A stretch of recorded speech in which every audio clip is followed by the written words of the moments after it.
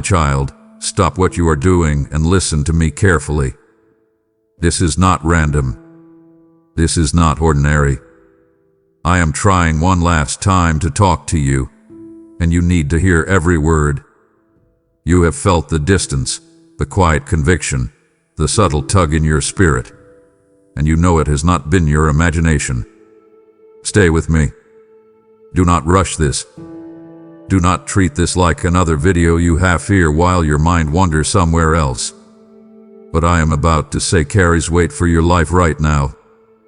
If you have been drifting, if you have been delaying, if you have been wondering whether I am still reaching for you, this is your answer. Watch until the end. What you do after this will shape more than you realize. My child, I need you to slow your thoughts for a moment and sit with me here. I am not speaking into a crowd.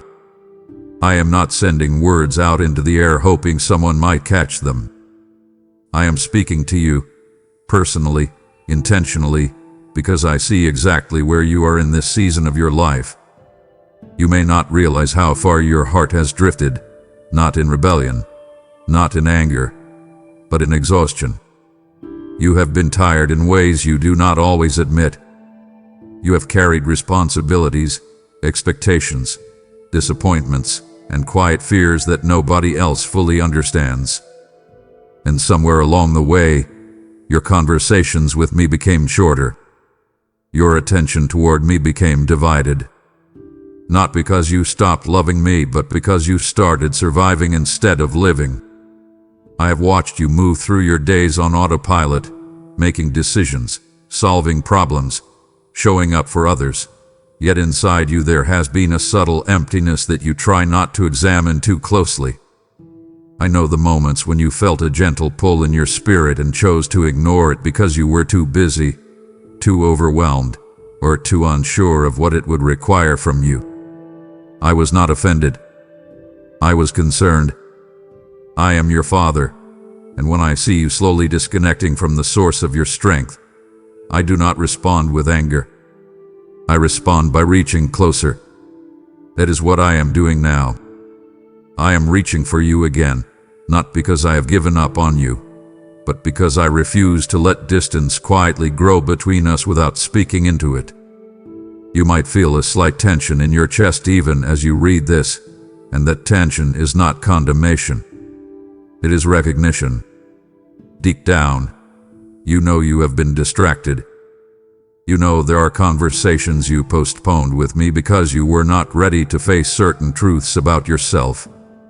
You know there were decisions you made without asking for my guidance, hoping they would work themselves out. I have seen you trying to manage everything on your own, and I understand why.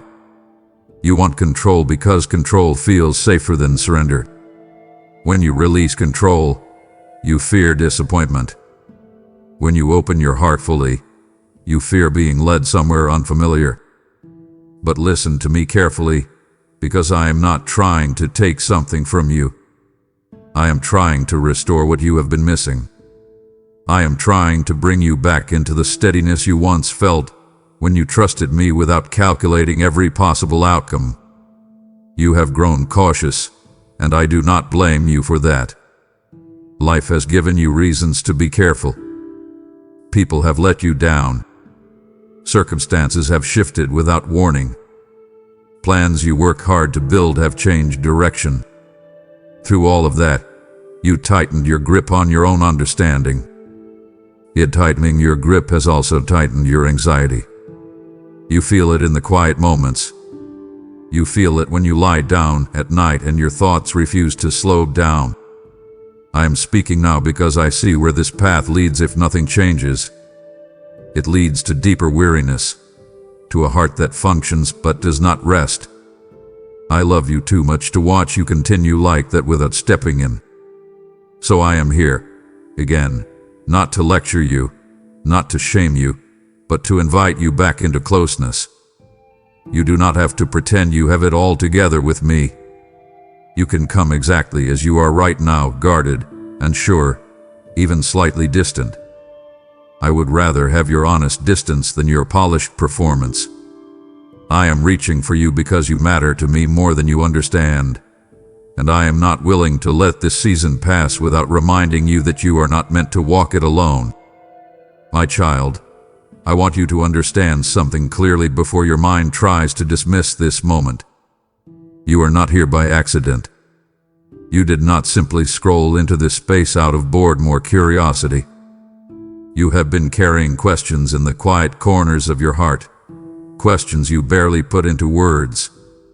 You have wondered if I still notice the details of your life, if I still care about the private disappointments you do not share with anyone. You have asked inside yourself whether your prayers still reach me or whether they dissolve into silence. I heard those thoughts even when you did not speak them aloud. I watched the way your eyes lingered a little longer when you felt uncertain. I felt the heaviness in your chest when another plan shifted and you told yourself you were fine. You are not here randomly. You are here because your heart hath been searching, and I respond when you search. I respond when you ache. I respond when you quietly say, I need something real. So do not brush this off. Stay present. Let your guard lower just a little. Let your breathing slow. You have been asking for clarity, and clarity rarely arrives with noise. It comes like this, steady, direct, personal. You have been moving quickly, almost running from one responsibility to the next, telling yourself you will pause later. Later has stretched longer than you expected. You postponed conversations with me because you were unsure what I might say. You thought I would confront you harshly about your delays, your distractions, your divided focus. But that is not how I approach you. I approach you with truth, yes, but also with tenderness. I am not standing over you with accusation. I am standing beside you with intention. You feel something different about this moment because it carries weight. It carries what I want you to take seriously. Consider this an intersection. You have been traveling in one direction, managing, coping, surviving, and I am gently placing a sign before you. Slow down. Look at where you are heading.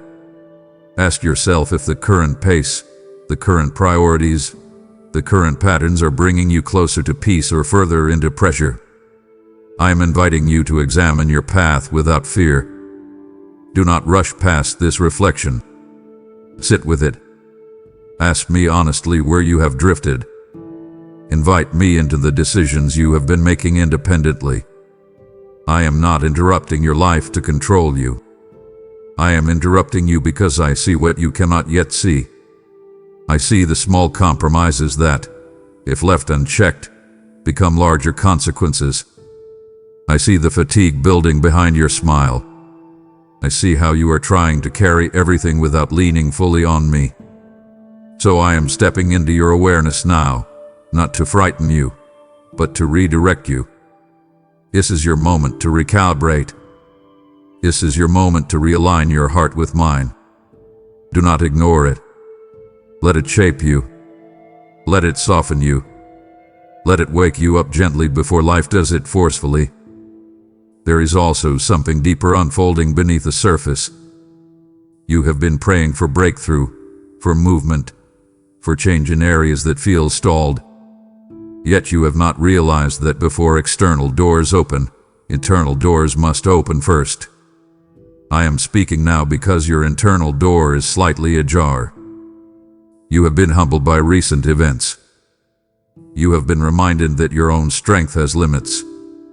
That realization is not a weakness, it is wisdom. When you reach the edge of your own ability, you finally become willing to lean into mine. That is why this moment matters. It is not about drama. It is about direction. You are standing at a quiet turning point. If you continue as you have been, you will maintain control but lose intimacy. If you lean toward me now, you will release control but gain clarity. Choose carefully. Do not choose impulsively. Reflect. Invite me into your next steps. Say to me, show me what I have not been seeing.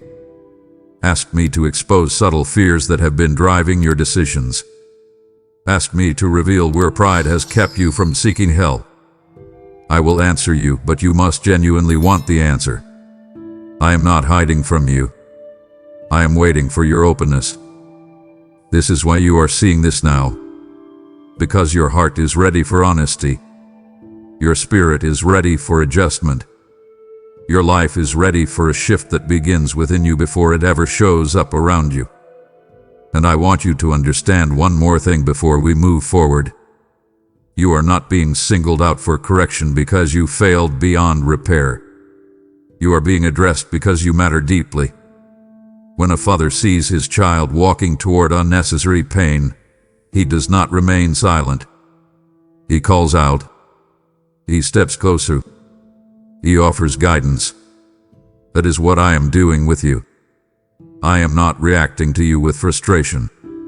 I am responding to you with care. You may feel a mixture of conviction and comfort at the same time. That mixture is healthy. It means your heart is alive. It means you still care about your alignment with me. Do not harden yourself now. Do not tell yourself you will deal with this later. Later has already taken enough from you. Respond now. Speak to me honestly tonight. Set aside a few quiet minutes and let your thoughts unfold before me without editing them. Write them down if you need to. Walk outside and talk to me under the open sky. Turn off the noise and sit in stillness. Make space. You will not regret choosing intimacy over distraction. You will not regret inviting me back into the center of your decision-making. This is not pressure. It is invitation. It is me saying, come back into alignment with me before you wander further than you intended. You are still close enough to return easily. Take that step while it is simple. My child, I want you to know that nothing about your journey has been hidden from me. I have watched you navigate disappointment after disappointment, and I have seen how each one left a mark on you.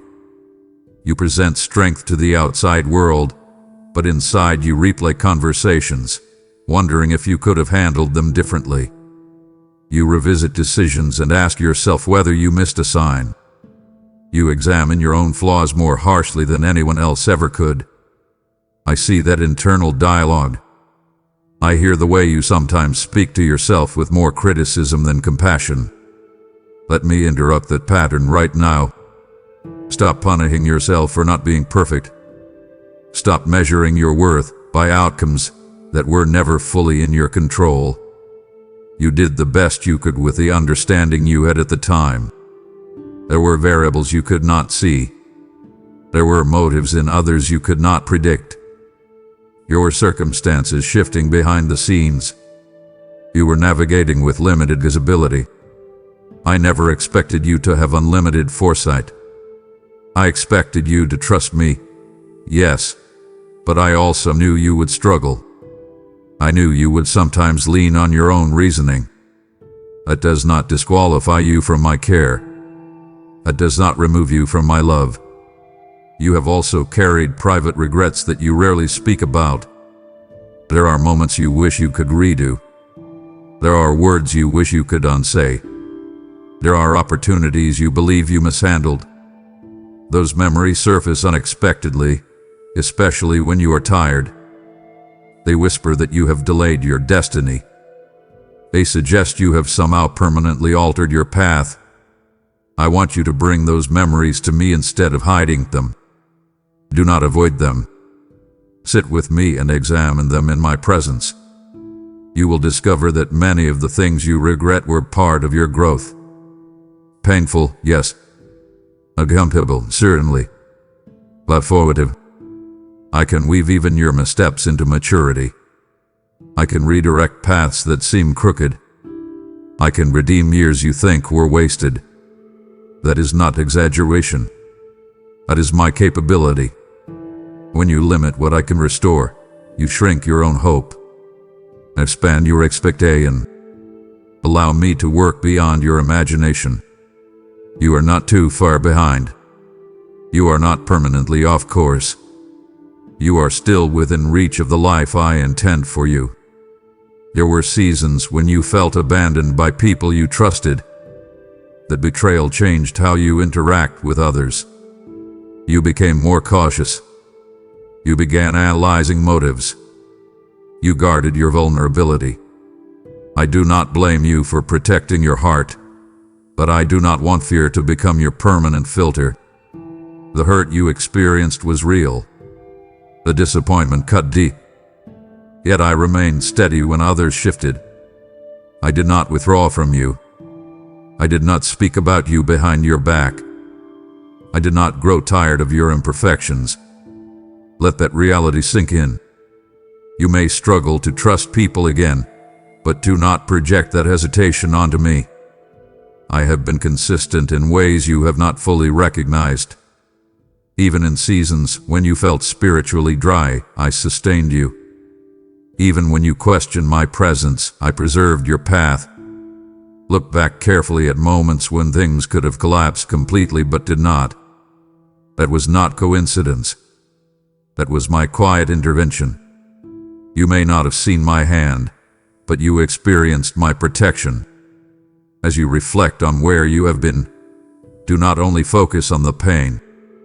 Notice your endurance. Notice how you kept going even when you felt depleted.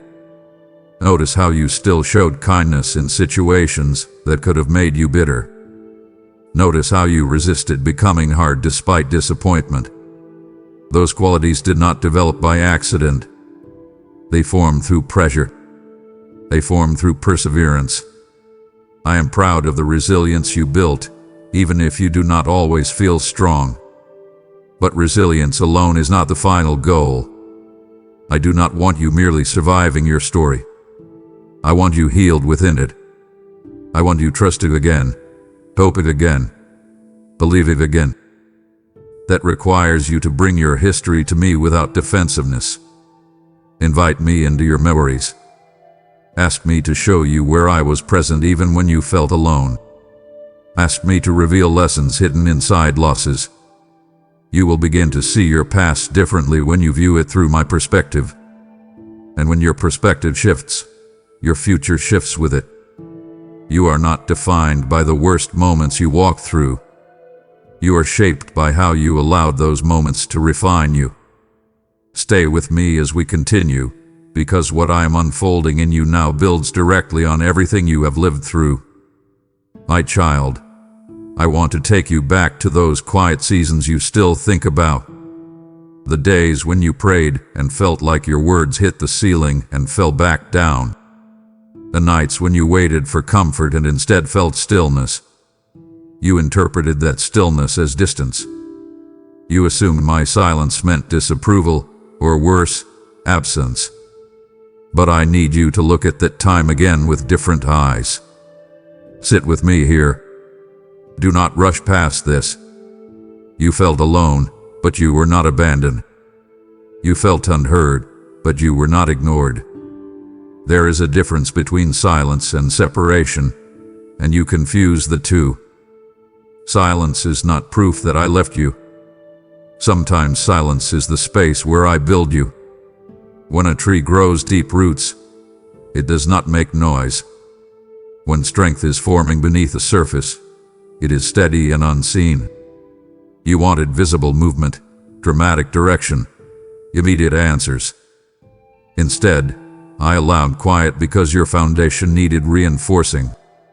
You were asking for growth, but growth rarely feels like fireworks. It feels like slow shaping, like subtle stretching, like internal strengthening. And you mistook that process for neglect. I watched you wrestle with doubt during that season.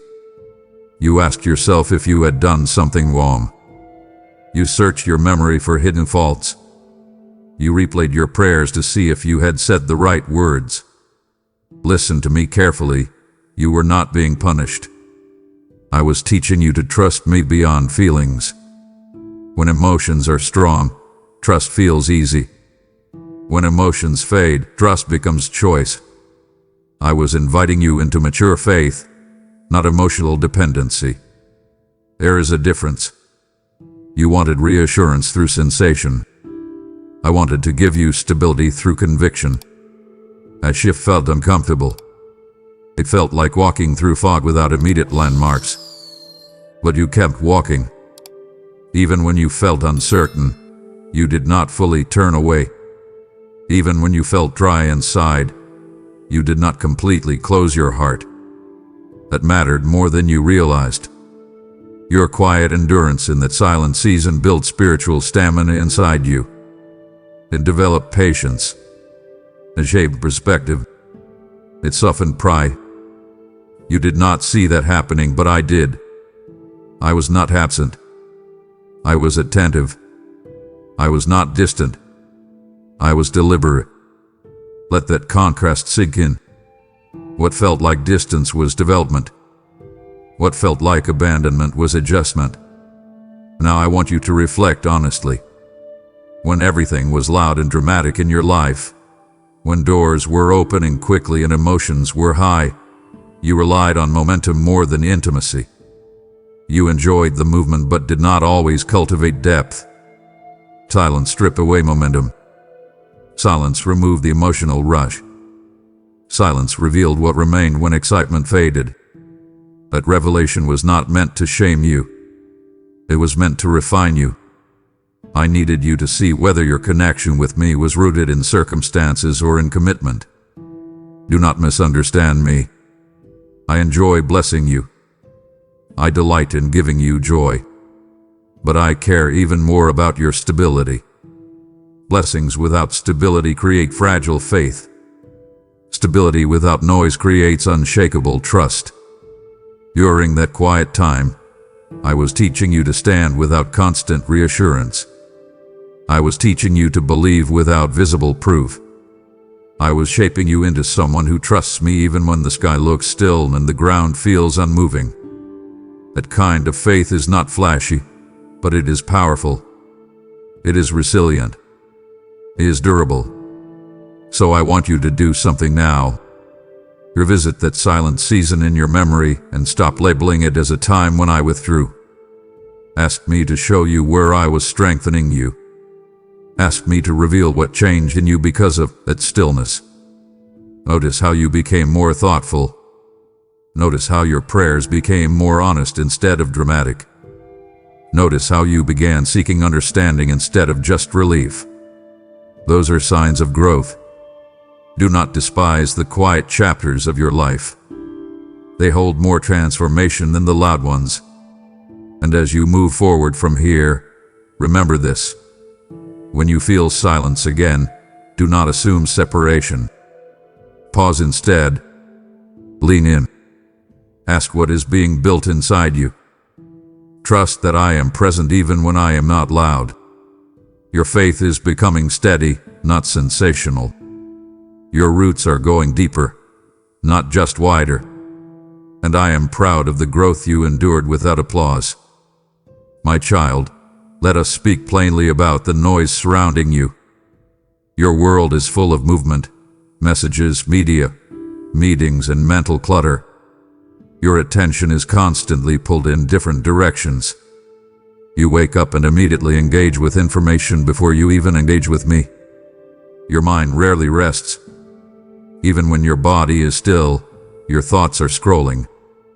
You tell yourself this pace is normal because everyone else lives this way. But normal does not mean healthy.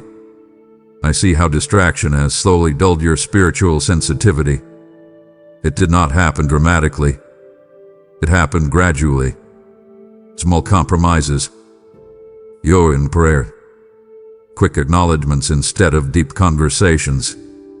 You did not intend to drift. You simply allowed noise to take priority. I am not condemning you for living in a busy world. I am asking you to examine what controls your attention. Whatever controls your attention shapes your direction. That is not a threat. That is truth. Look honestly at how you spend your mental energy. You give hours to tasks, conversations, and content that do not feed your spirit. Then you offer me the leftover fragments of your focus. You wonder why clarity feels distant. You wonder why peace feels fragile. You cannot fill your mind with chaos and expect your heart to feel calm. That contrast should be obvious. You are absorbing more voices than you realize. Opinions, headlines, expectations, comparisons, they whisper constantly. And my voice, though steady, is often softer. I do not compete by shouting. I wait for your attention. I wait for you to create space. So here is my invitation, and I want you to take it seriously. Create boundaries around your time. Turn off unnecessary noise for a while. Set your phone aside deliberately. Sit in quiet without reaching for distraction. At first it will feel uncomfortable. Your mind will want stimulation. Stay still anyway. Breathe. Let your thoughts settle. You will begin to notice how much internal chatter you have been carrying. That awareness is the first step toward peace. There is also a deeper layer to your distractions. Some of them are not about entertainment or busyness. Some of them are about avoidance. You keep yourself occupied because silence exposes what you have been avoiding emotionally. When you slow down, unresolved questions surface. Unhealed disappointments rise up. Uncertainty and demand attention. So you fill your schedule to escape reflection. I see that pattern. I understand it. Facing your own art can feel intimidating. But distraction does not eliminate what needs healing. It only delays it. And delay quietly increases anxiety. I do not want you medicating your soul with constant activity. I want you facing your heart with courage. Invite me into that process. Do not analyze yourself alone. Let me guide you through what you find there. You are strong enough to look inward when you know I am with you. You are brave enough to confront hidden fears when you trust I will not shame you for them. So I am asking you now to make a decision. Choose intention over impulse. Choose stillness over stimulation. Choose presence over performance.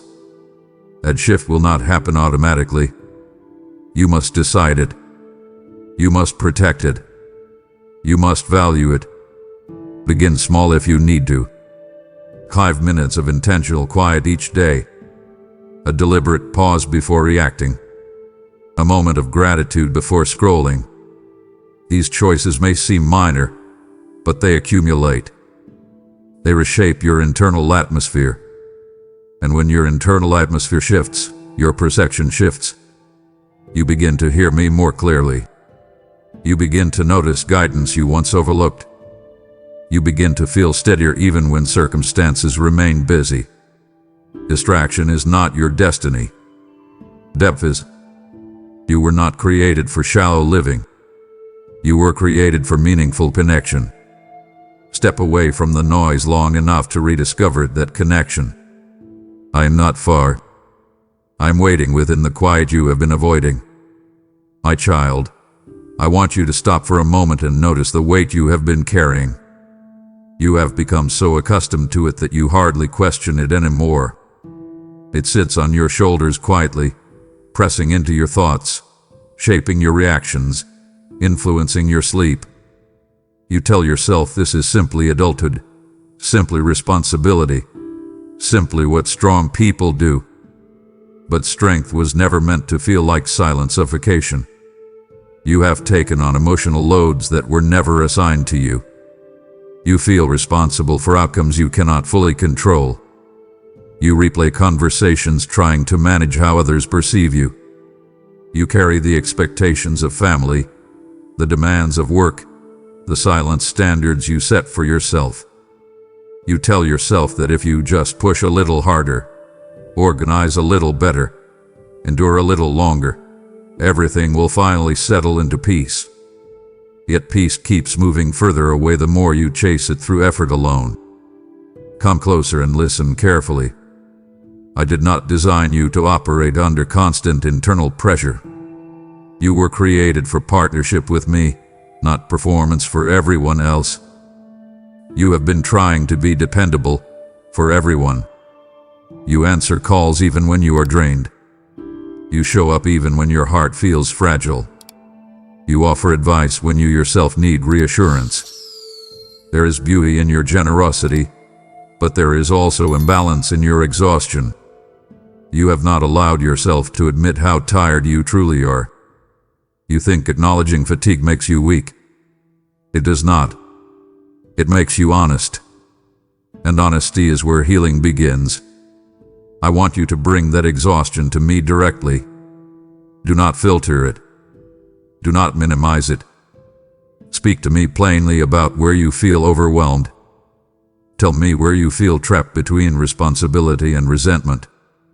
You have moments when you silently wish someone would take care of you the way you take care of others. A desire does not make you selfish. It reveals your humanity. I am not offended by your need for support. I am inviting you to receive it from me. Release the illusion that everything depends on you. Release the belief that if you loosen your grip, everything will collapse. You are not holding the universe together. I am. Consider how often your thoughts revolve around what if.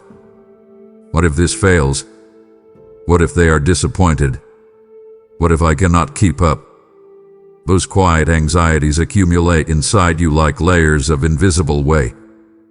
They shape your posture, your tone, your internal dialogue.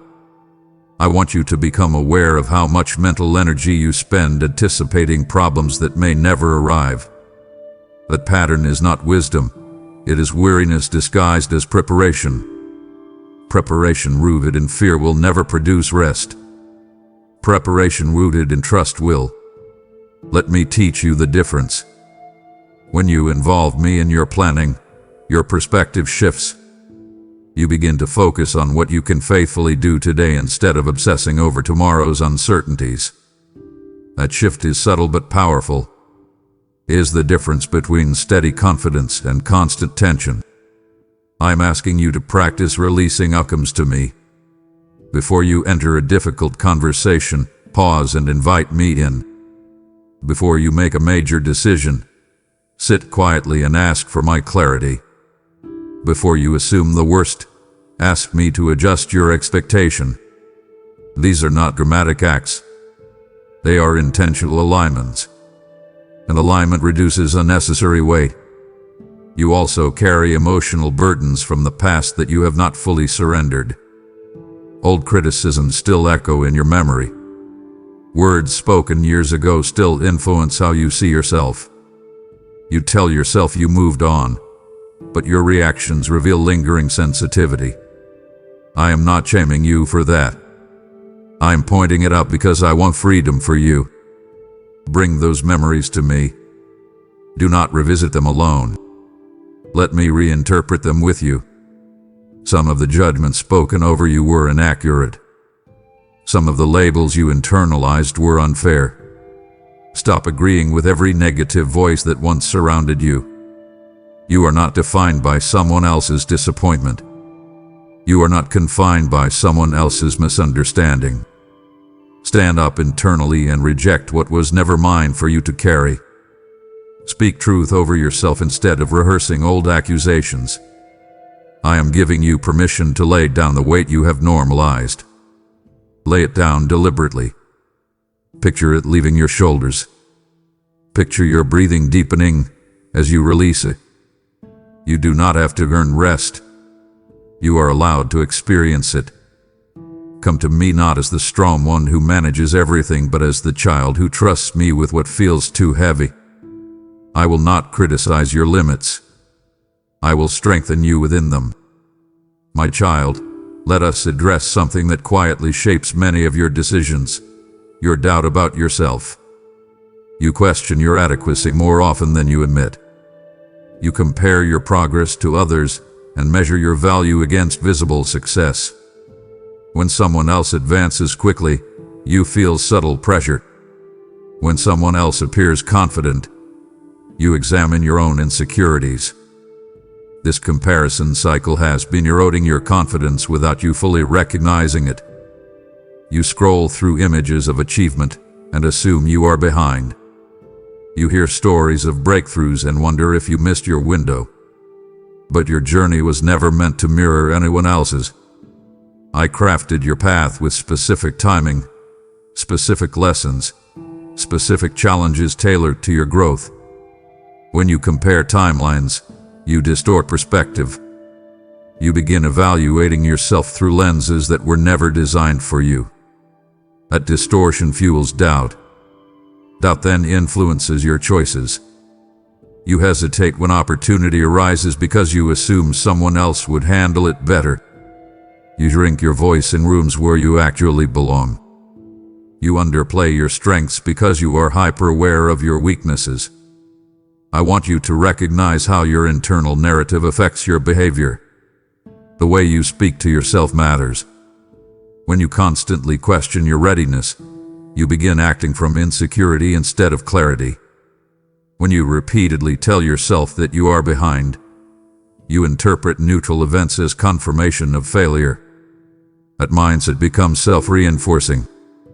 It helps you pursue. It shapes your tone. It shapes your willingness to take risks. I am not asking you to ignore areas where you need growth. I am asking you to stop equating growth with inadequacy. There is a difference. Growth means you are developing. Inadequacy means you believe you are fundamentally flawed. I do not see you as fundamentally flawed. I see you as in process. That is not a criticism. It is a compliment. A process implies movement. A process implies refinement. A process implies intention. You are not stagnant unless you choose to remain so. Doubt loses power when you expose it to truth. So speak truth over yourself. Acknowledge your progress. List the ways you have matured in the last few years. Notice how your patience has increased. Notice how your discernment has sharpened. Notice how your resilience has strengthened. These are not small changes.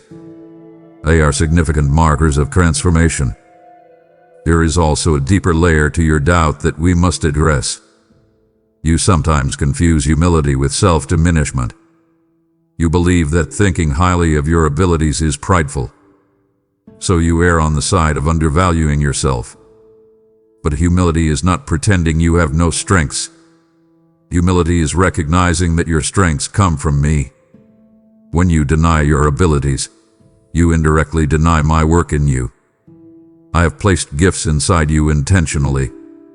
I have shaped your personality intentionally.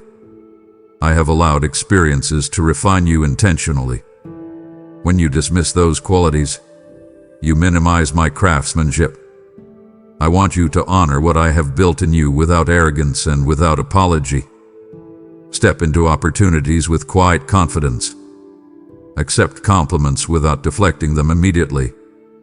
Allow yourself to grow without constant self-criticism. You can acknowledge both your dependence on me and your development as an individual.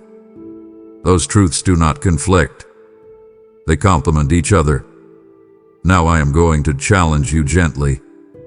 The next time doubt surfaces, do not immediately agree with it. Pause and examine it. Ask yourself whether the doubt is based on fact or fear. Ask me to reveal whether hesitation is wisdom or insecurity. You will begin to notice patterns. Some doubts are protective signals. Others are echoes of old insecurity. Learn to distinguish between them. I will help you. Invite me into that discernment. Say, show me where I am underestimating myself. Say, correct me where I am genuinely unprepared.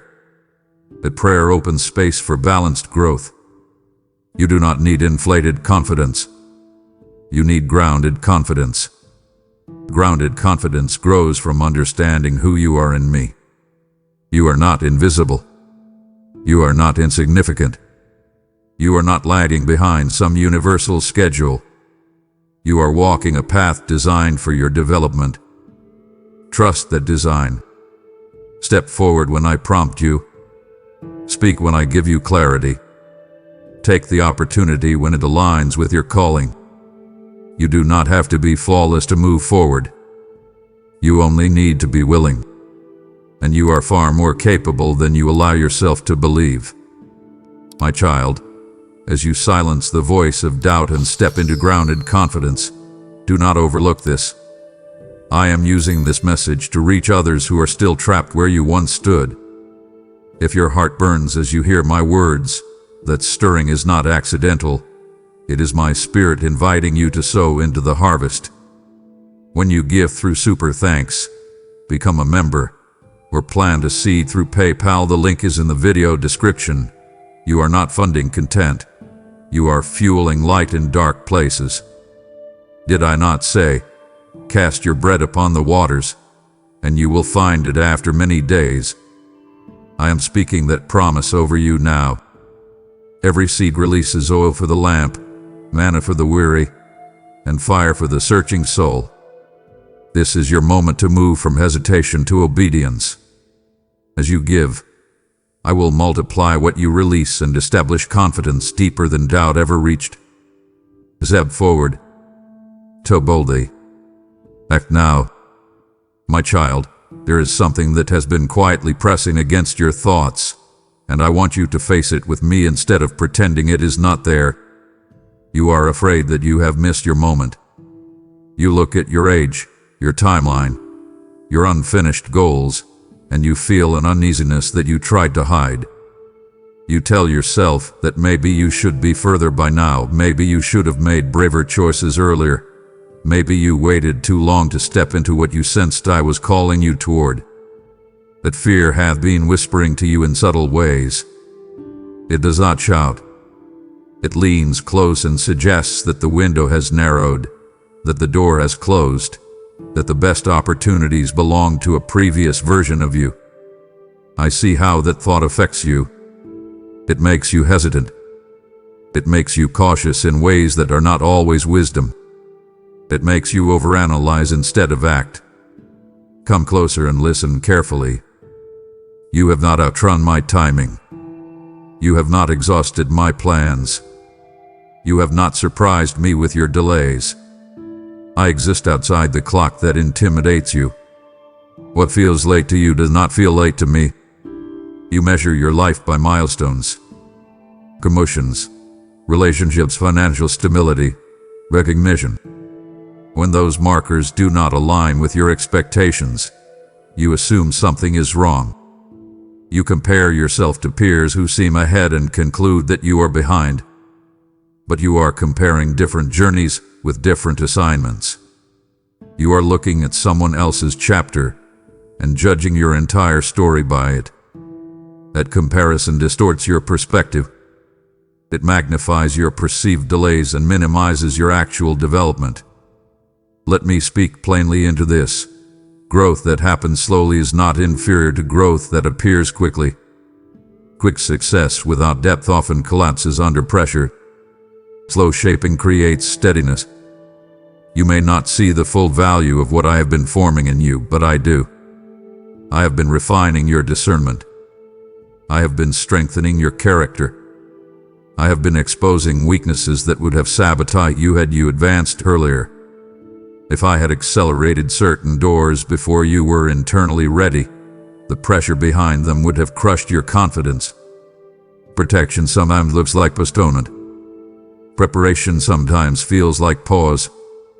Do not confuse delay with denial. I want you to examine where this fear of missing out has influenced your decisions. Have you rushed into commitments because you felt time slipping? Have you considered paths that do not align with your calling simply because they appeared available? That urgency is not from me. I do not drive you with panic. I guide you with peace. When you feel pressured to act from anxiety, pause. Breathe deeply. Ask me whether the opportunity aligns with your purpose or with your insecurity. Invite me into that evaluation. Say to me, if this is for me, confirm it with clarity. And wait for alignment instead of forcing movement. Your destiny is not a fragile glass object that shatters if you hesitate. It is a sturdy structure that unfolds in layers. You are not one misstep away from permanent ruin. You are one surrendered step away from clearer direction. Release the dramatic narrative that your life is on the brink of expiration. That exaggeration magnifies fear and shrinks faith. Replace it with a grounded truth. I am still working in your timeline. Now I am going to invite you into a shift. Stop rehearsing the story that you are late. Start recognizing the ways you are ready. Write down areas where you have matured emotionally. Identify patterns you no longer tolerate. Acknowledge the boundaries you now set that you once ignored. These are not small upgrades. They are significant transformations. When you shift your focus from what has not happened to who you have become, your confidence recalibrates. You begin to see that you are not behind. You are being built. There is a difference. Do not let fear dictate your narrative. Do not let comparison dictate your confidence. Stand still with me and let me recalibrate your perspective. Your moment is not a single fragile event that you either catch or miss. Your life is a series of aligned steps. Some doors will open because you are ready. Others will close because they were never meant for you. Trust that my timing accounts for factors you cannot see. Release urgency. Embrace readiness. Move when I say move. Wait when I say wait. You have not missed your moment. You are standing inside a process that is still unfolding. My child, there are memories you avoid revisiting because they carry a sting that has not fully faded. You have learned how to function around them, but you have not fully healed from them.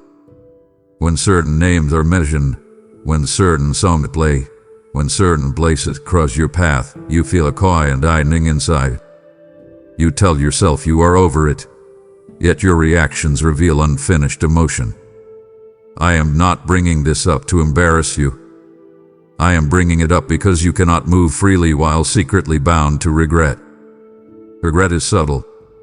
It does not always paralyze you outwardly. It lingers inwardly, shaping how you see yourself. You question whether you ruined something good. You wonder whether a different choice would have produced a better outcome. You imagine alternative timelines where you acted differently and everything turned out smoother. Those imagined scenarios are powerful because they feel convincing, but they are incomplete. You are evaluating past decisions with knowledge you did not have at the time. That is unfair to your younger self. You have carried shame in quiet ways. You replay moments and internally label yourself careless, immature, foolish. Those labels have become part of your identity in ways you do not consciously acknowledge. When a new opportunity arises, that old shame whispers, "You will mess this up too." That voice is not mine. It from me lead to correction and restoration. Shame leads to self-condemnation and withdrawal. Distinguish between them. If there is something you genuinely need to apologize for, do it. If there is a relationship that requires repair, pursue it with humility. But once you have done what is within your power, release the rest. Do not continue punishing yourself for something that has already been addressed. I am not holding your past over your head. I am not keeping a record to remind you of it. When you confess and grow, I move forward with you. Why are you staying in a room I have already left?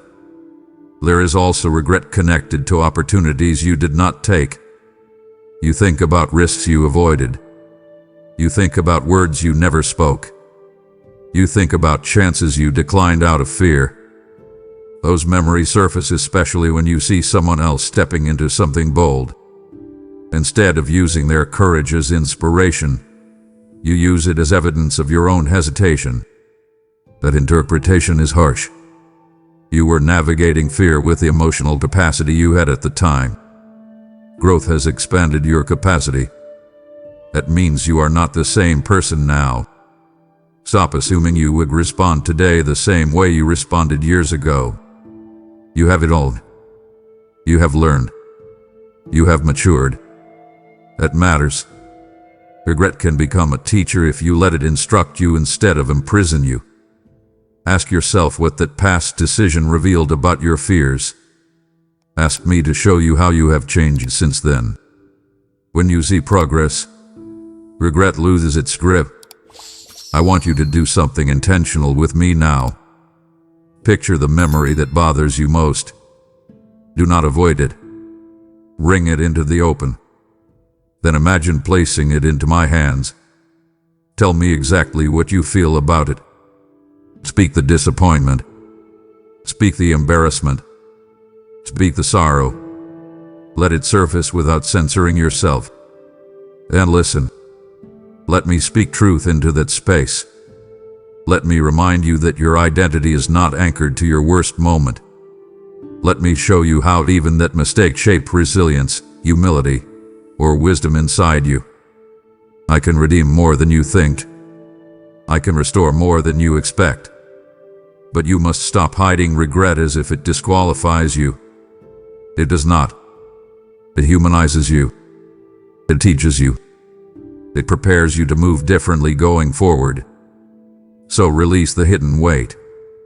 Stop rehearsing your failures as if they define your future. Stand up internally and step out of the shadow of old decisions. You are not bound to yesterday. You are walking into a future that is still alive with possibility. And I am walking with you, not behind you holding a list of your past, but beside you guiding your next step. My child, I want you to look at something you rarely admit even to yourself. You have built walls. Not dramatic, visible walls that everyone can see, but quiet internal barriers that protect you from being hurt again. You did not wake up one morning and decide to become guarded. It happened gradually. A disappointment here, a betrayal there, a promise broken, a prayer that seemed delayed. Each experience added a layer. You told yourself you were simply being wise, simply being cautious, simply learning from the past. There is truth in that. Wisdom does grow through experience. But somewhere along the way, protection turned into isolation. You began filtering how much of yourself you show. You measure your vulnerability carefully. You speak but not fully. You trust but conditionally. You pray but with reservations. And I see it all. I see the way you hesitate before opening your heart completely, even with me. I see the calculation behind your surrender. You want guarantees before you release control. You want assurance before you soften again. Come closer and hear me clearly. I am not offended by your caution. I understand why you built those walls. What I am asking you now is whether those walls are still serving you or silently suffocating you. You tell yourself that keeping your guard up keeps you safe. In some situations, that is true. Boundaries are healthy. Discernment is wise. But walls that never open also prevent intimacy. When you keep everyone at a distance, you keep healing at a distance too. When you restrict vulnerability, you restrict growth. You have been living in emotional moderation, never fully exposed, never fully at ease. The tension exhausts you more than you realize. It requires constant vigilance. It requires constant evaluation. It requires constant self-protection. I do not want you living in defensive mode every day. That is not freedom. That is survival. You were not created for survival alone. You were created for connection. And connection requires openness. Not reckless openness, but intentional openness. Start with me. Stop editing your prayers to sound composed. Stop presenting a polished version of your feelings. Speak your frustration. Speak your confusion. Speak your anger when you feel it. I already know it. I am not fragile. I can handle your honesty. Invite me past the wall you have built. Say to me, I am tired of guarding everything. That confession opens space for restoration. There is something else beneath your guardedness. You fear being disappointed again. You fear hoping deeply only to watch it unravel. So you have learned to lower expectations. You approach opportunities with caution. You enter relationships with mental escape plans. You pray, but you also prepare yourself emotionally for the answer to be no.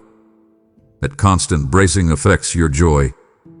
It dims your anticipation. It trains your heart to expect letdown instead of possibility. I want to gently challenge that pattern. Lowering your expectations does not protect you from pain. It limits your capacity for hope. And hope is essential for growth. When you keep your heart half closed, you experience half of what is available to you. I am not promising that life will never disappoint you again. I am promising that you do not have to brace yourself alone. Let me carry the uncertainty. Let me stabilize you when outcomes shift. Let me anchor you so that even if circumstances change, your foundation does not crumble. You can live open and steady at the same time. It requires trust. It requires willingness. It requires you to loosen your grip on constant self-protection. Now I am asking you to take a step that may feel uncomfortable. Identify one area where you have been emotionally withdrawn. It might be in your relationship with me. It might be in your relationship with someone close to you. It might be in how you view your own future. Bring that area into the light. Do not analyze it endlessly. Simply acknowledge it. Then choose one small act of openness. It could be an honest conversation. It could be a prayer you have been avoiding. It could be expressing appreciation where you normally stay quiet. Small steps dismantle large walls. You do not need to tear everything down overnight. You need to begin. I am not asking you to be reckless. I am inviting you to be real. The more authentic you become, the lighter you will feel. The more transparent you are with me, the more peace you will experience internally. Your walls were understandable, but they are not your permanent home. Step out from behind them. Let me rebuild your sense of safety from the inside instead of you constructing it from the outside. You are not as fragile as you fear. You are not as alone as you sometimes believe. And I am ready to meet you on the other side of those walls if you will let me in fully. My child, there is a kind of exhaustion you have been carrying that sleep does not fix. You can lie down for hours and still wake up feeling heavy. This is not physical fatigue alone. It is spiritual weariness. It comes from striving too long without rest in me. It comes from trying to solve problems in your own strength before inviting my guidance. It comes from carrying emotional tension without releasing it. You have been pushing forward because you believe stopping would cause everything to fall apart. So you keep moving. You keep producing. You keep managing. Yet inside, something feels drained. Your motivation fluctuates. Your joy feels thinner than it used to. Your patience shortened more quickly than you would like. This is not because you are weak. It is because you are depleted. And depletion is a signal, not a failure. Listen to that signal instead of ignoring it. Do not label yourself lazy. Do not accuse yourself of losing passion. Recognize that you have been operating without intentional restoration. You have associated rest with inactivity. But true rest is not mere absence of work. It is restoration of soul. You can take a day off and still feel restless. You can go on vacation and still feel unsettled. Rest requires release. It requires trust. It requires you to set down responsibilities internally, not just externally. I am inviting you into a different rhythm. Come to me not only when you need answers, but when you need renewal. Sit quietly without an agenda.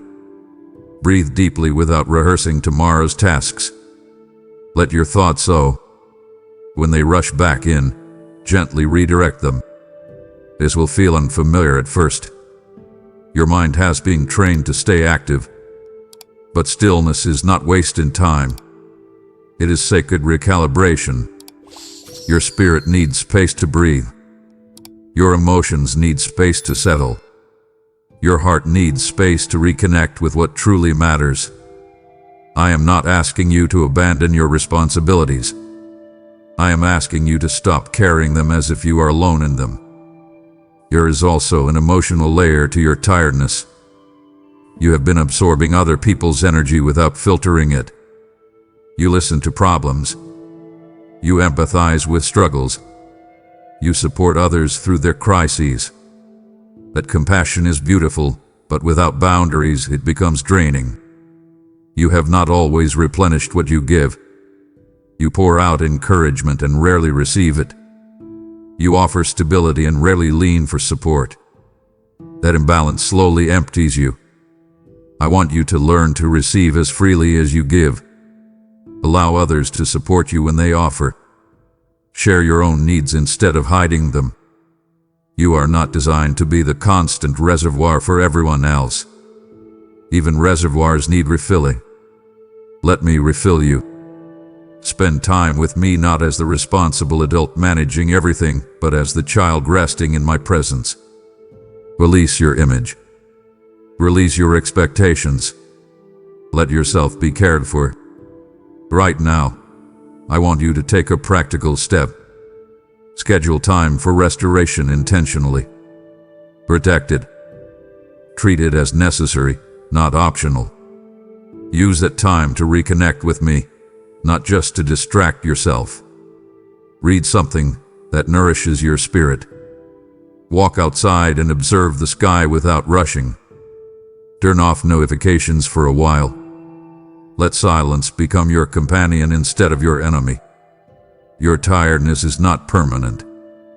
It is a signal that something needs adjustment. Listen to it. Respond to it. Invite me into it. I will not shame you for feeling worn down.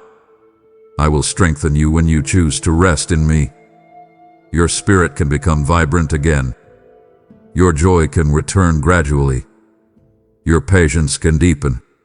But it begins with acknowledging that you cannot run endlessly without renewal. Come to me as you are, tired and honest. I will meet you there, not with pressure but with peace. My child, there were moments you have never fully described to anyone. Moments when you sat quietly and felt something inside you grow numb. You were not dramatic about it. You did not announce it. You simply felt your hope thinning out. You continued functioning, continued speaking kindly, continued meeting expectations, but inwardly you were asking yourself how much longer you could keep going like that. I saw those moments clearly. I saw you stare at the ceiling late at night, replaying disappointments in your mind. I saw you wake up already tired, not because you lacked sleep, but because your spirit felt stretched thin. You wondered whether your effort was worth it. You questioned whether continuing to try would change anything. You did not want to quit your life, but you felt tempted to quit believing that it could get better. That quiet temptation concerned me more than you realized. Not because I doubted you, but because I knew how heavy that internal battle was becoming. You were carrying silent strain, private pressure, and subtle sorrow all at once. That combination is not small. It is weighty. It presses down gradually until you feel emotionally compressed. Yet you kept going. You kept showing up. You kept choosing not to collapse even when collapsing seemed easier. I want you to recognize something clearly. When you were on the edge of giving up, I was closer than ever. You felt alone, but you were not unsupported. You felt unseen, but you were not invisible. There were nights when your prayer was not eloquent, not structured, not even fully verbal. It was a sigh. It was a whisper. It was a simple "help me."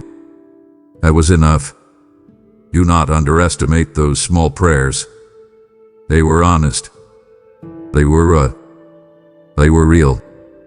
And I responded, even if you did not see dramatic evidence immediately. There were circumstances that could have escalated further but did not. There were conversations that could have broken you but softened unexpectedly. There were days when your strength returned just enough to get through the next hour. That was not coincidence. That was quiet intervention. I steadied you when you could not steady yourself. I shielded you from pressures you did not even know were forming. I restrained outcomes that would have overwhelmed you. You survived that season not because you were superhuman, but because I was sustaining you. Let that truth settle into your awareness. You were not abandoned on that edge. You were supported through it. Now I want you to do something important. Reflect on how you changed because you did not give up. Notice the resilience that developed. Notice how you became more compassionate toward others who struggle. Notice how you began valuing stability over superficial success. Those shifts matter. They are signs of refinement.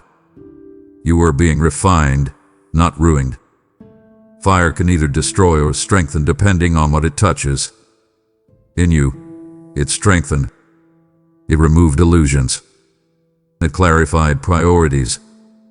It deepened empathy. You may not have appreciated the process while you were inside it, but now you can see some of its fruit. And I want you to acknowledge that fruit. Do not dismiss your endurance as ordinary. It was significant. It was sacred. It was proof that your spirit is stronger than your fear. When you almost gave up, you discovered something about yourself that comfort never would have revealed. You discovered that you could continue even when circumstances did not immediately improve. That is strength. That is substance. That is maturity forming quietly. As you move forward, remember that giving up is often loud in your mind but quiet in your actions. It shows up as apathy. It shows up as indifference. It shows up as settling. If you ever sense that creeping back in, do not ignore it. Bring it to me immediately. Speak it. Say, I feel tired of trying. Say, I'm losing motivation. Do not pretend. Honesty invites help. I will not judge you for feeling weary. I will strengthen you when you admit it. Your life is not meant to be endured with gritted teeth. It is meant to be lived with steady hope. Hope does not always feel electric. Sometimes it feels simple and consistent. Let me restore that consistency in you. When you sense the edge approaching again, step toward me instead of toward isolation. Reach for connection instead of retreat. You did not give up then, and you are not going to give up now. You are stronger, steadier, and more aware than you were before. And I am still walking beside you, not watching from a distance, but sustaining you in every step. My child, after everything we have spoken about, you might wonder what I am actually asking from you. You might expect a list of dramatic requirements or overwhelming expectations. That is not my heart toward you. I am not asking for perfection. I am not asking for performance. I am asking for participation. I am asking you to engage with me honestly and consistently. I want your attention more than your achievements. I want your sincerity more than your strategy. You have spent years trying to manage outcomes, impress people, maintain control, and predict possibilities. Now I am inviting you into something simpler yet deeper. Come to me daily. Not mechanically, not ritualistically, but relationally. Speak to me as you would speak to someone who genuinely cares. Because I do. Do not overcomplicate your connection with me. Do not wait until you feel spiritually impressive. Come as you are, even when you feel messy, distracted, or unsure. There is a tendency in you to delay meaningful shifts until you feel fully ready. You tell yourself you will commit more seriously when circumstances calm down or when your emotions stabilize. But readiness rarely arrives as a feeling. It arrives as a decision. You do not need to feel spiritually strong to choose consistency. You need willingness. So choose it. Set aside time intentionally. Protect it.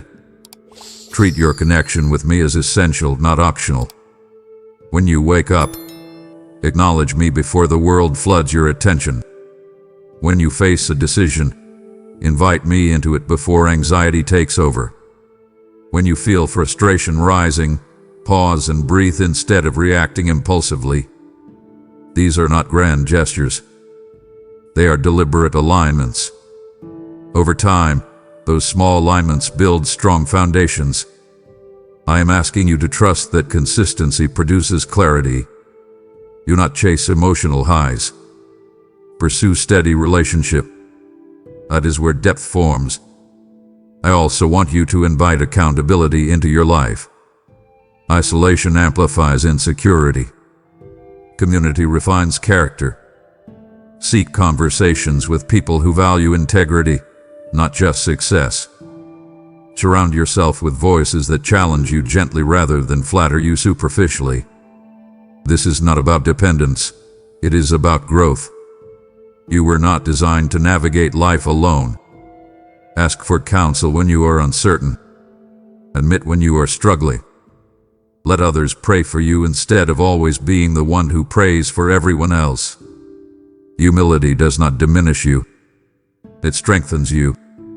When you acknowledge your need for support, you create space for wisdom. I will guide you toward the right connections if you ask me sincerely. Do not hide behind independence. Independence without interdependence becomes isolation. Finally, I am asking you to surrender outcomes you cannot control. This may be the hardest request because control has felt like security for you. But control has also fueled anxiety. When you cling tightly to results, you live in constant evaluation. Did it work? Did it fail? Did they approve? Did they reject? That cycle is exhausting. Release it. Do your part faithfully and entrust the rest to me. This does not mean passivity. It means partnership. You act with integrity. I handle what exceeds your reach. You remain diligent. I remain sovereign. This exchange reduces pressure. It lightens your internal load. It allows you to focus on obedience rather than outcome. I am not asking for dramatic sacrifice. I am asking for daily surrender. That surrender will not shrink your life. It will steady it. You do not have to overhaul everything overnight. Begin with one intentional step. Begin with one honest prayer. Begin with one surrendered decision. I will meet you in that beginning. And as you participate faithfully, you will discover that what I am asking from you is not heavy. It is freeing. My child, you have told me many times that you want change. You have whispered it in frustration. You have thought it in exhaustion. You have even declared it with determination after a difficult day.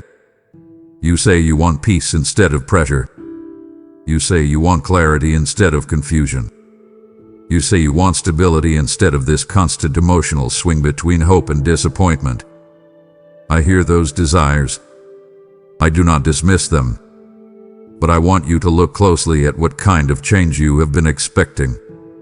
You have been waiting for external shifts to produce internal calm. You have been hoping that once circumstances improve, your heart will finally settle.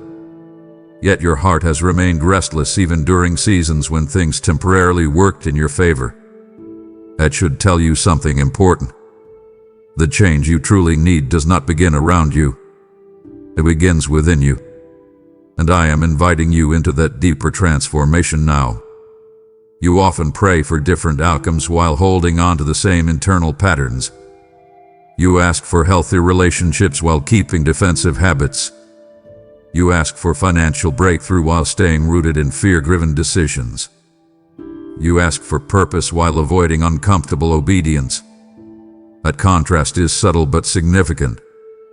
If nothing inside you shifts, even new blessings will feel fragile. You will treat them cautiously.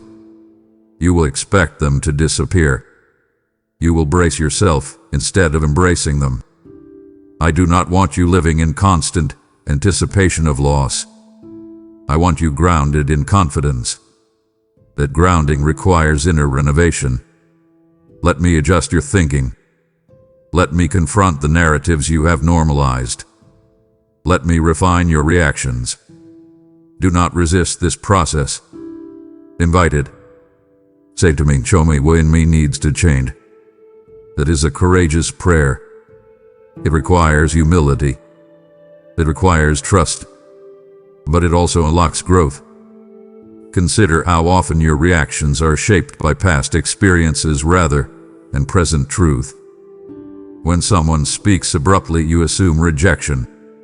When a door closes, you assume failure. When silence lingers, you assume abandonment. Those interpretations are not always accurate. They are echoes of old wounds. If you want lasting change, you must allow me to separate past pain from present reality. Do not rush this examination. Sit with it. Reflect on patterns you repeat. Those emotional triggers that seem disproportionate to the situation. Instead of judging yourself harshly, ask me what is beneath them. Growth is not about self-condemnation. It is about self-awareness guided by truth. I can lead you through that gently. I am not trying to expose you to shame you. I am exposing areas so you can be strengthened. That is a different motive entirely. Now I am going to ask something practical of you. Stop waiting for the perfect moment to become intentional about your internal life. Begin today. Write down the changes you say you want. Then beside each one, ask yourself what internal adjustment would support it. If you want peace, cultivate trust. If you want clarity, cultivate stillness. If you want stronger relationships, cultivate vulnerability. If you want purpose, cultivate obedience. These connections are not complicated, but they require consistency. You cannot expect transformation without participation. Do not be intimidated by the process. You do not need to overhaul everything at once. Take one step. Make one adjustment. Choose one new response where you would have defaulted to an old one. That single shift is not small. It is seed-like. Seeds look insignificant until they grow roots, and roots produce resilience. I am committed to helping you change in ways that last, not in ways that flare up and fade out. Trust me with the internal work. When your inner world stabilizes, your outer world becomes easier to navigate. That is the kind of change that endures. My child, you say you want change, and this is one of the steps that anchors transformation in action. When you partner with this mission through super thanks, membership, or a PayPal offering, the link rests in the video description. You are not merely giving money. You are sowing into inner renovation for countless souls. As you release what is in your hand, I release what is in mine. Have I not declared, give, and it shall be given unto you? Pressed down, shaken together, and running over. This is living scripture, breathing over you now. Let your giving become a seed that breaks old cycles of fear and scarcity. Let it be a declaration that you trust me as your source. There are hearts waiting for this word. Do not delay the river I desire to send through you. Participate in the change. So today, move now. My child, the future has been sitting at the edge of your thoughts more than you admit. You carry concerns about finances, relationships, health, purpose. You imagine possible scenarios and mentally rehearse how you would handle them. Sometimes those rehearsals calm you. Other times they amplify your anxiety. You want security. You want assurance that you will not be blindsided by circumstances you cannot control. That desire is understandable. But when you fixate on unknown outcomes, you trade present peace for hypothetical control. And hypothetical control is fragile. You cannot secure every variable. You cannot anticipate every shift. The more you try, the more restless you become. I see how your mind drifts into tomorrow before you have fully lived it today. I see how you calculate worst-case outcomes as if preparing for them will soften their impact. Preparation has its place. Obsession does not. I am already present in your future. The events that surprise you do not surprise me. The challenges that intimidate you do not intimidate me. That contrast should comfort you. You often approach the future as if it is a threat waiting to unfold. You scan for risk instead of possibility. You focus on what could go wrong instead of what could go right. That perspective narrows your vision. It trains your heart to expect disappointment instead of development. I am not asking you to become naive. I am asking you to become anchored. Anchored people do not panic when waves rise. They adjust. They respond. They remain steady because their foundation is secure. I want to become that foundation more fully in your life. When you wake up and feel uncertainty creeping in, pause and acknowledge me before you analyze scenarios. Say, "You are already in my tomorrow." Let that statement settle your nerves. You are not walking into unknown territory alone. I am not reacting to events as they happen. I am orchestrating details you cannot yet see. That orchestration is not random. It is purposeful. Think about moments in your past when you worried intensely about something that eventually resolved differently than you expected. You spent energy anticipating disaster, and the outcome unfolded in a way you could not have predicted. Those experiences should teach you something. Your imagination often exaggerates threats. It paints dramatic pictures that rarely materialize exactly as feared. That is how anxiety operates. It amplifies uncertainty into catastrophe. But your life is not a continuous catastrophe. It is a series of developments. Some challenging, some rewarding, all instructive. When you view your future through the lens of fear, you limit your capacity to embrace opportunity. I want you to shift your lens. Instead of asking, "What if everything falls apart?" ask, "What if I am being prepared for something greater than I can see?" That shift changes your posture. It transforms dread into expectancy. It replaces tension with trust. Here is what I am inviting you to practice. Focus on faithful action in the present rather than anxious projection into the future. Handle today with integrity. Make wise decisions based on clarity available now. Release the rest to me.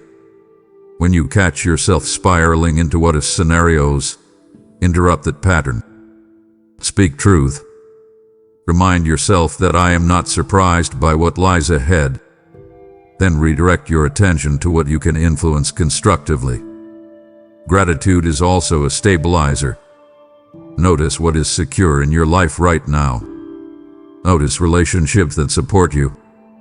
Notice provisions that sustain you. Notice growth you have already experienced. Gratitude anchors you in reality instead of fear. Your future is not a dark hallway you must navigate blindly. It is a path that unfolds step by step as you walk with me. You do not need a full map to take the next step. You need trust. And trust grows when you remember that I see beyond your horizon. You can walk forward without panic. You can plan without obsessing. You can hope without bracing. I am not sending you into uncertainty unaccompanied. I am guiding you into it with wisdom and care. My child, you have probably noticed something different in the tone of what I am saying to you. There is warmth here, yes, but there is also urgency. Not panic. Not pressure meant to frighten you, but urgency born from love. When someone you deeply care about is drifting toward unnecessary loss, you do not whisper casually. You lean in. You speak clearly. You make sure they understand the weight of the moment. That is what I am doing with you. You have been moving slightly off-center, not in rebellion, not in open defiance, but in subtle drift. Drift is dangerous because it is quiet. It happens degree by degree, thought by thought, compromise by compromise. You do not wake up one day far from where you started. You wake up one day realizing you are no longer aligned with what you once valued.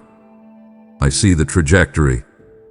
I see where continued distraction, continued delay, continued divided loyalty could lead. That is why I am speaking firmly now. You have been telling yourself that you have more time. You assume you can adjust later. You assume you can recommit later. You assume you can correct small patterns once life slows down. But patterns solidify the longer they are practiced. Habits become character. Character shapes destiny. That progression is not dramatic. It is gradual. And I care too much about your future to let unhealthy patterns settle in unnoticed. Consider this a loving interruption. I am not scolding you. I am alerting you. There is a difference. An alert wakes you up before something valuable is lost. And you are valuable. Your calling is valuable.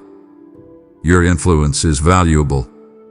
The peace I want you to walk in is valuable. Do not treat small compromises as harmless. They accumulate. They shape you quietly. If you continue neglecting intentional connection with me, the distance will feel normal. If you continue postponing obedience in small areas, resistance will feel reasonable. I do not want reasonable resistance shaping your life. I want responsive obedience shaping it. I need you to understand something clearly. Urgency does not mean condemnation. It means opportunity. There is a window right now where your heart is still responsive. You still feel conviction when you drift. You still sense discomfort when you compromise. That sensitivity is a gift. Protect it. Do not desensitize yourself by ignoring it repeatedly. Every time you override conviction, you train yourself to become less responsive. That is not strength. That is dullness. And dullness slowly distances you from clarity. I am inviting you to respond while your heart is still soft. Act now, not because I threaten you, but because responsiveness is easier today than it will be if you keep delaying. Choose alignment while it is simple. Choose integrity while the stakes are manageable. Choose humility before pride becomes defensive. You are not in crisis. You are at a crossroads. Crossroads require decision. Indecision is still a direction. So here is what I am asking you to do immediately. Identify one area where you know you have been postponing obedience. Do not rationalize it. Do not minimize it. Acknowledge it. Then take one concrete step toward correction. If it is a conversation you have avoided, initiate it. If it is a habit you know is unhealthy, begin adjusting it. If it is a commitment you have delayed, follow through. Small obedience restores alignment quickly. You do not need a dramatic overhaul. You need decisive action. I am speaking urgently because your life matters too much for passive drift. I am speaking clearly because clarity prevents regret. You are not being pushed. You are being protected. This urgency is love in motion. Respond to it. Do not postpone it. Step forward while your heart is attentive. You will not regret choosing alignment over apathy. My child, delay has become comfortable for you. Not dramatic procrastination, not reckless rebellion, but subtle postponement. You tell yourself you will address certain things soon. You will deepen your discipline soon. You will repair that relationship soon. You will invest more intentionally in your spiritual life soon. Soon has become a soothing word. It makes you feel responsible without requiring immediate action. But delay carries a quiet cost. It preserves comfort while quietly postponing growth. Every time you delay something you know is necessary, you reinforce avoidance. Avoidance builds resistance. Resistance hardens your heart slowly. I do not want that hardness forming in you. I want responsiveness. Responsiveness keeps you flexible, teachable, alive. You have underestimated how powerful small delays can be. You think because the consequences are not immediate, they are insignificant. But time magnifies what you ignore. A small crack left unattended widens. A small misunderstanding left unresolved deepens. A small habit left unchecked strengthens. This is not exaggeration. It is progression. And progression works in both directions. Just as small neglect accumulates into larger issues, small obedience accumulates into strength.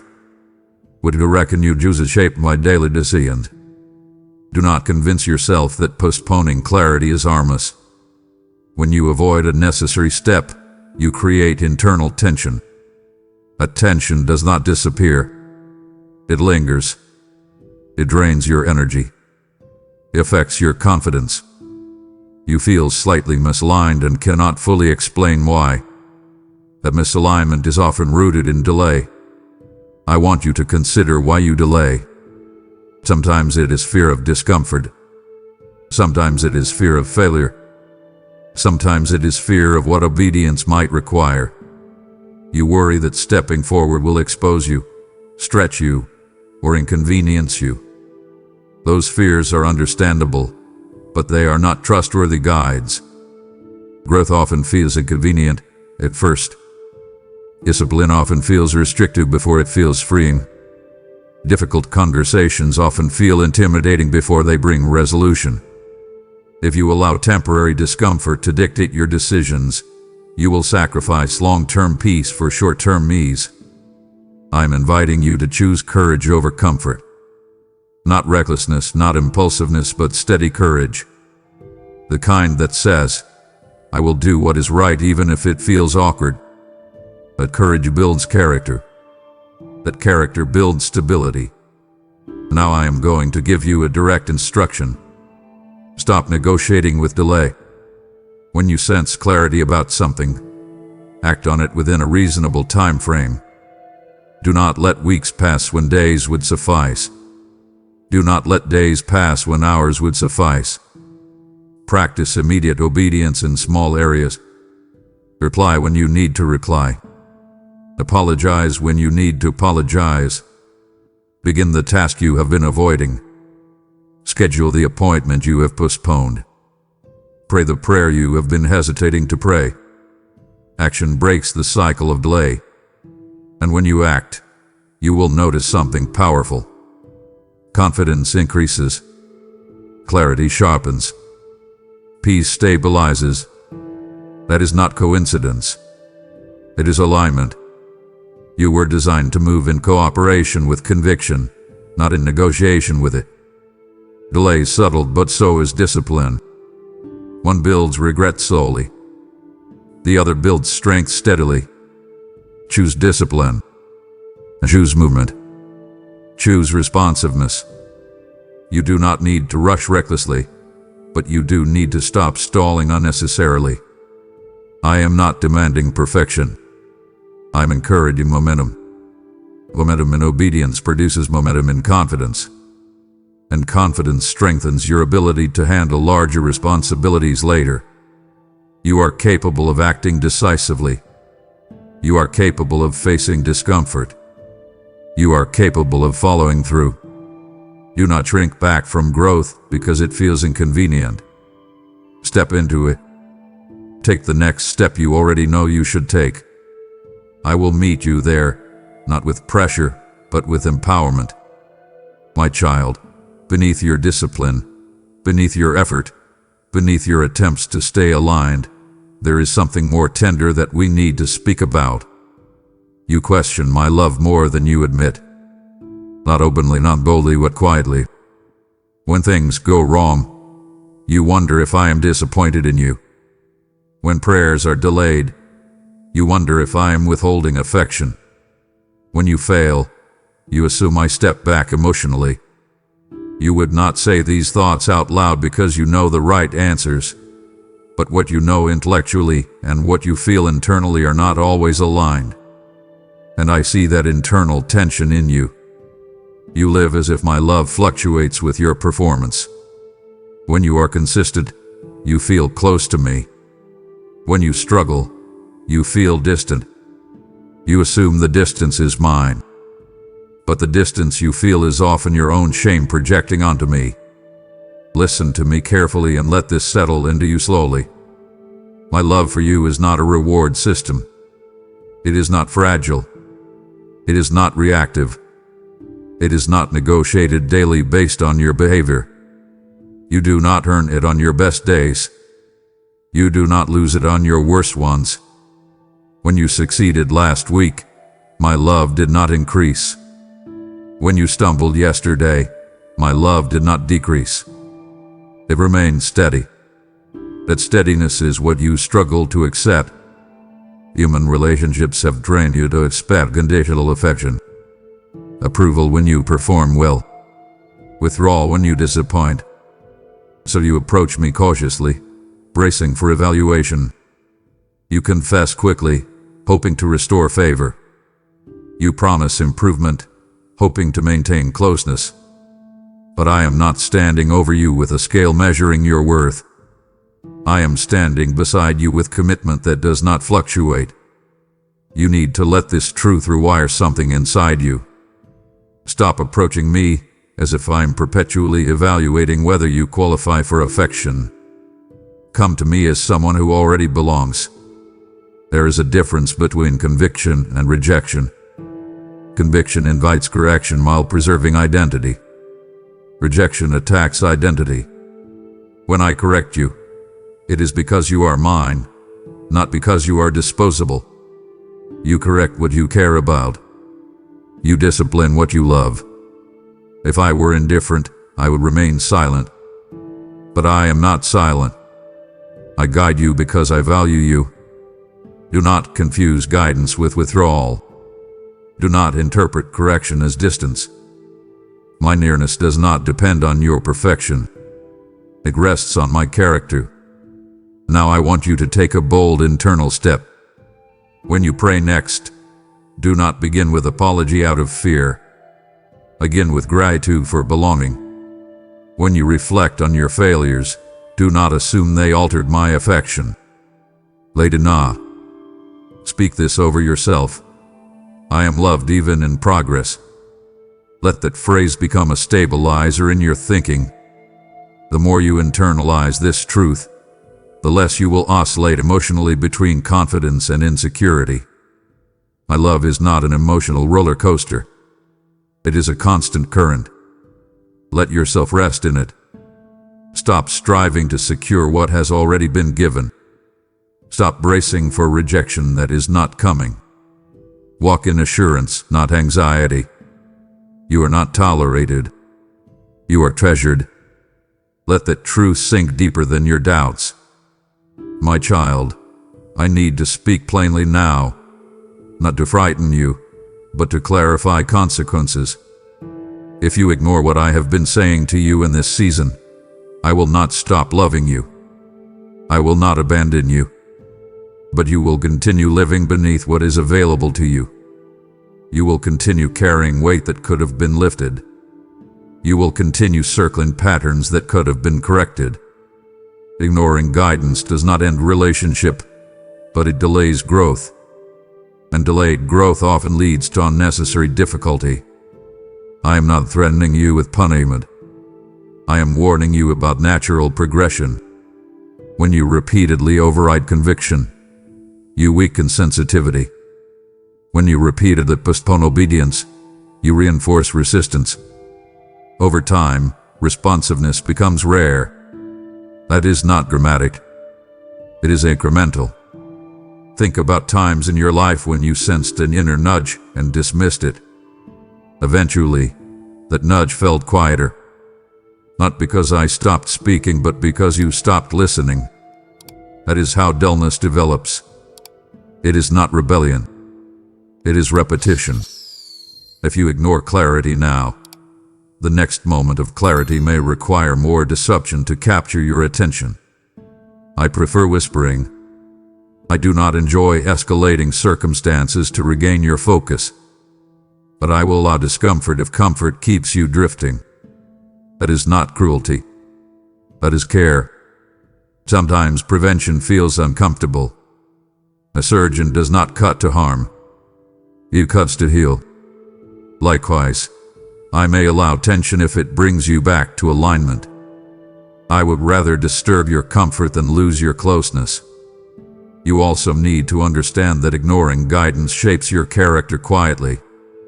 Each time you rationalize small compromises, you train yourself to negotiate integrity. Each time you dismiss inner conviction, you normalize misalignment.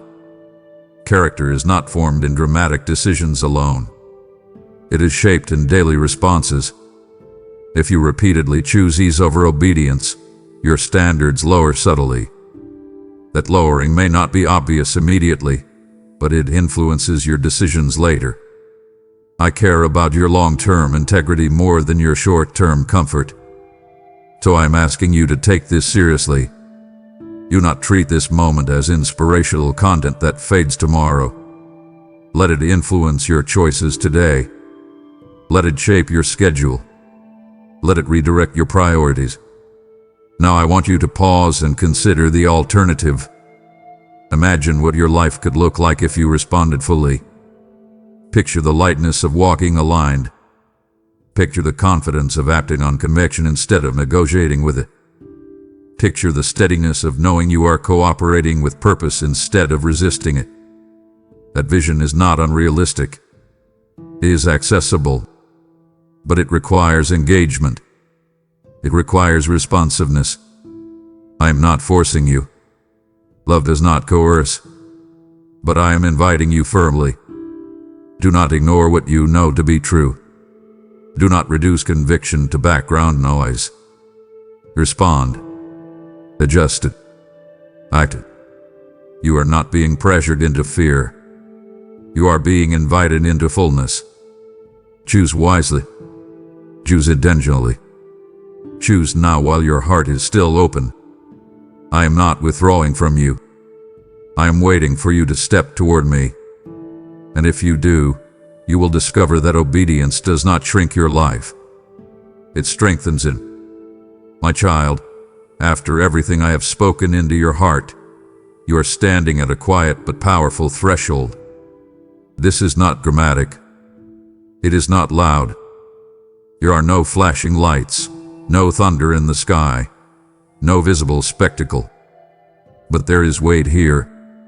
There is significance here. You feel it, even if you cannot fully explain it. This is what I want you to understand. You are not being cornered. You are being invited. An invitation carries honor. It acknowledges your freedom. It respects your will. I am not forcing you into alignment. I am calling you into it. I am placing before you a door that is open, steady, accessible. You can step through it or you can remain where you are. But do not pretend there is no decision. There is always a decision, even in stillness. You have grown used to living slightly divided. One part of you desires deeper alignment with me. Another part clings to familiar comfort. That internal tug-of-war has drained you more than you realize. It has created subtle tension in your spirit. You want peace, yet you hesitate to fully surrender what competes with it. That tension will not resolve itself. It requires choice. And I am not asking for perfection. I'm asking for wholeheartedness. Give me your full attention, not just fragments. Give me your trust, not just your emergencies. Give me your willingness, not just your intentions. This is not about religion. It is about relationship. It is about walking in sync rather than walking at a distance and calling back occasionally. You were created for closeness. When you live half committed, you feel half settled. When you live divided, you feel dissonance. That dissonance has been whispering to you for months. Listen to it. I want you to imagine something for a moment. Picture yourself fully aligned with me, not striving, not negotiating, not bracing. Picture the calm that comes from knowing you are cooperating with purpose instead of resisting it. Picture the lightness in your decisions when you are not overanalyzing every step because you trust my guidance. That is not fantasy. That is available, but it requires surrender. Surrender is not dramatic collapse. It is quiet agreement. It is you saying, I will stop managing everything alone. It is you releasing the need to predict every outcome before you move. It is you choosing obedience even when it feels inconvenient. That kind of surrender produces stability. It is steady, not sensational. It is deep, not shallow. So here is my invitation, and I want you to respond to it deliberately. Set aside time today to sit with me without distraction. Do not multitask. Do not rush. Speak honestly about where you feel divided. Then choose one area where you will align fully. It may be your thought life. It may be your schedule. It may be a relationship. Make a decision. Act on it. Do not delay this. You do not need to wait for a better mood. You do not need a dramatic emotional experience. You need willingness. Step forward. I will meet you there. This invitation is not temporary hype. It is a doorway into deeper steadiness. Walk through it. You are not losing freedom. You are gaining clarity. You are not shrinking your life. You are strengthening it. My child, when you hear the word surrender, something inside you tightens. You associate surrender with loss, weakness, or defeat. You imagine laying down your desires, your dreams, your independence. You fear becoming small or restricted. That is not the surrender I am speaking about. The surrender I am inviting you into is not the abandonment of your identity. It is the alignment of your identity with truth. It is not collapse. It is cooperation. It is not giving up. It is letting go of what exhausts you unnecessarily. You have been gripping tightly to control because control feels safe. Yet control has also fueled anxiety. You try to anticipate every variable. You try to protect yourself from every disappointment. You try to script outcomes before they unfold. That is exhaustive. Surrender releases that strain. When you surrender to me, you are not becoming passive. You are becoming partner. You still think. You still plan. You still act. But you do so from a foundation of trust rather than fear. There is a significant difference. Acting from fear creates urgency and tension. Acting from trust creates steadiness and clarity. You have experienced both. Reflect on moments when you forced decisions out of anxiety. You felt uncertain. Now reflect on moments when you moved after seeking my guidance. Even if the outcome was challenging, there was a sense of internal peace. That peace is evidence of alignment. Surrender does not eliminate difficulty. It eliminates unnecessary internal conflict. It allows you to face challenges without fracturing inside. I want you to examine what you are still gripping tightly. It may be a specific outcome you are determined to control. It may be a relationship you are trying to manipulate into stability. It may be an image you are desperate to maintain. Ask yourself honestly whether that grip is producing peace or pressure. If it is producing pressure, it is not healthy control. It is anxious attachment. Release it. That does not mean abandoning responsibility. It means relinquishing obsession. Do your part faithfully and entrust the rest to me. That exchange is surrender in action. It is practical. It is daily. It is not emotional drama. It is intentional release. Now I am going to challenge you directly. Identify one area where you feel constant internal tension. Bring it before me in prayer and physically open your hands as a symbolic gesture. Say aloud, I release this outcome to you. Then resist the urge to reclaim it mentally. Each time anxiety resurfaces, remind yourself that you already surrendered it. Surrender is not a one-time event. It is a repeated choice. But each repetition strengthens your trust. The more you practice it, the less reactive you become. The less reactive you become, the more stable your decisions grow. This is freedom, not defeat. It is maturity, not weakness. It is partnership, not passivity. You were not designed to carry everything alone. You were designed to walk with me. When you surrender control, you do not diminish your life. You align it. When you release anxious striving, you make room for steady strength. And when you trust me with what you cannot control, you discover that your peace is not dependent on perfect circumstances. It is rooted in relationship. That is what surrender truly means. Step into it. Practice it. Live it. I am not asking you to disappear. I am inviting you to align. My child, after everything I have spoken to you, after every layer we have uncovered together, I want you to sit quietly with this final truth. I am still here. I have not stepped away while you wrestled. I have not withdrawn while you questioned.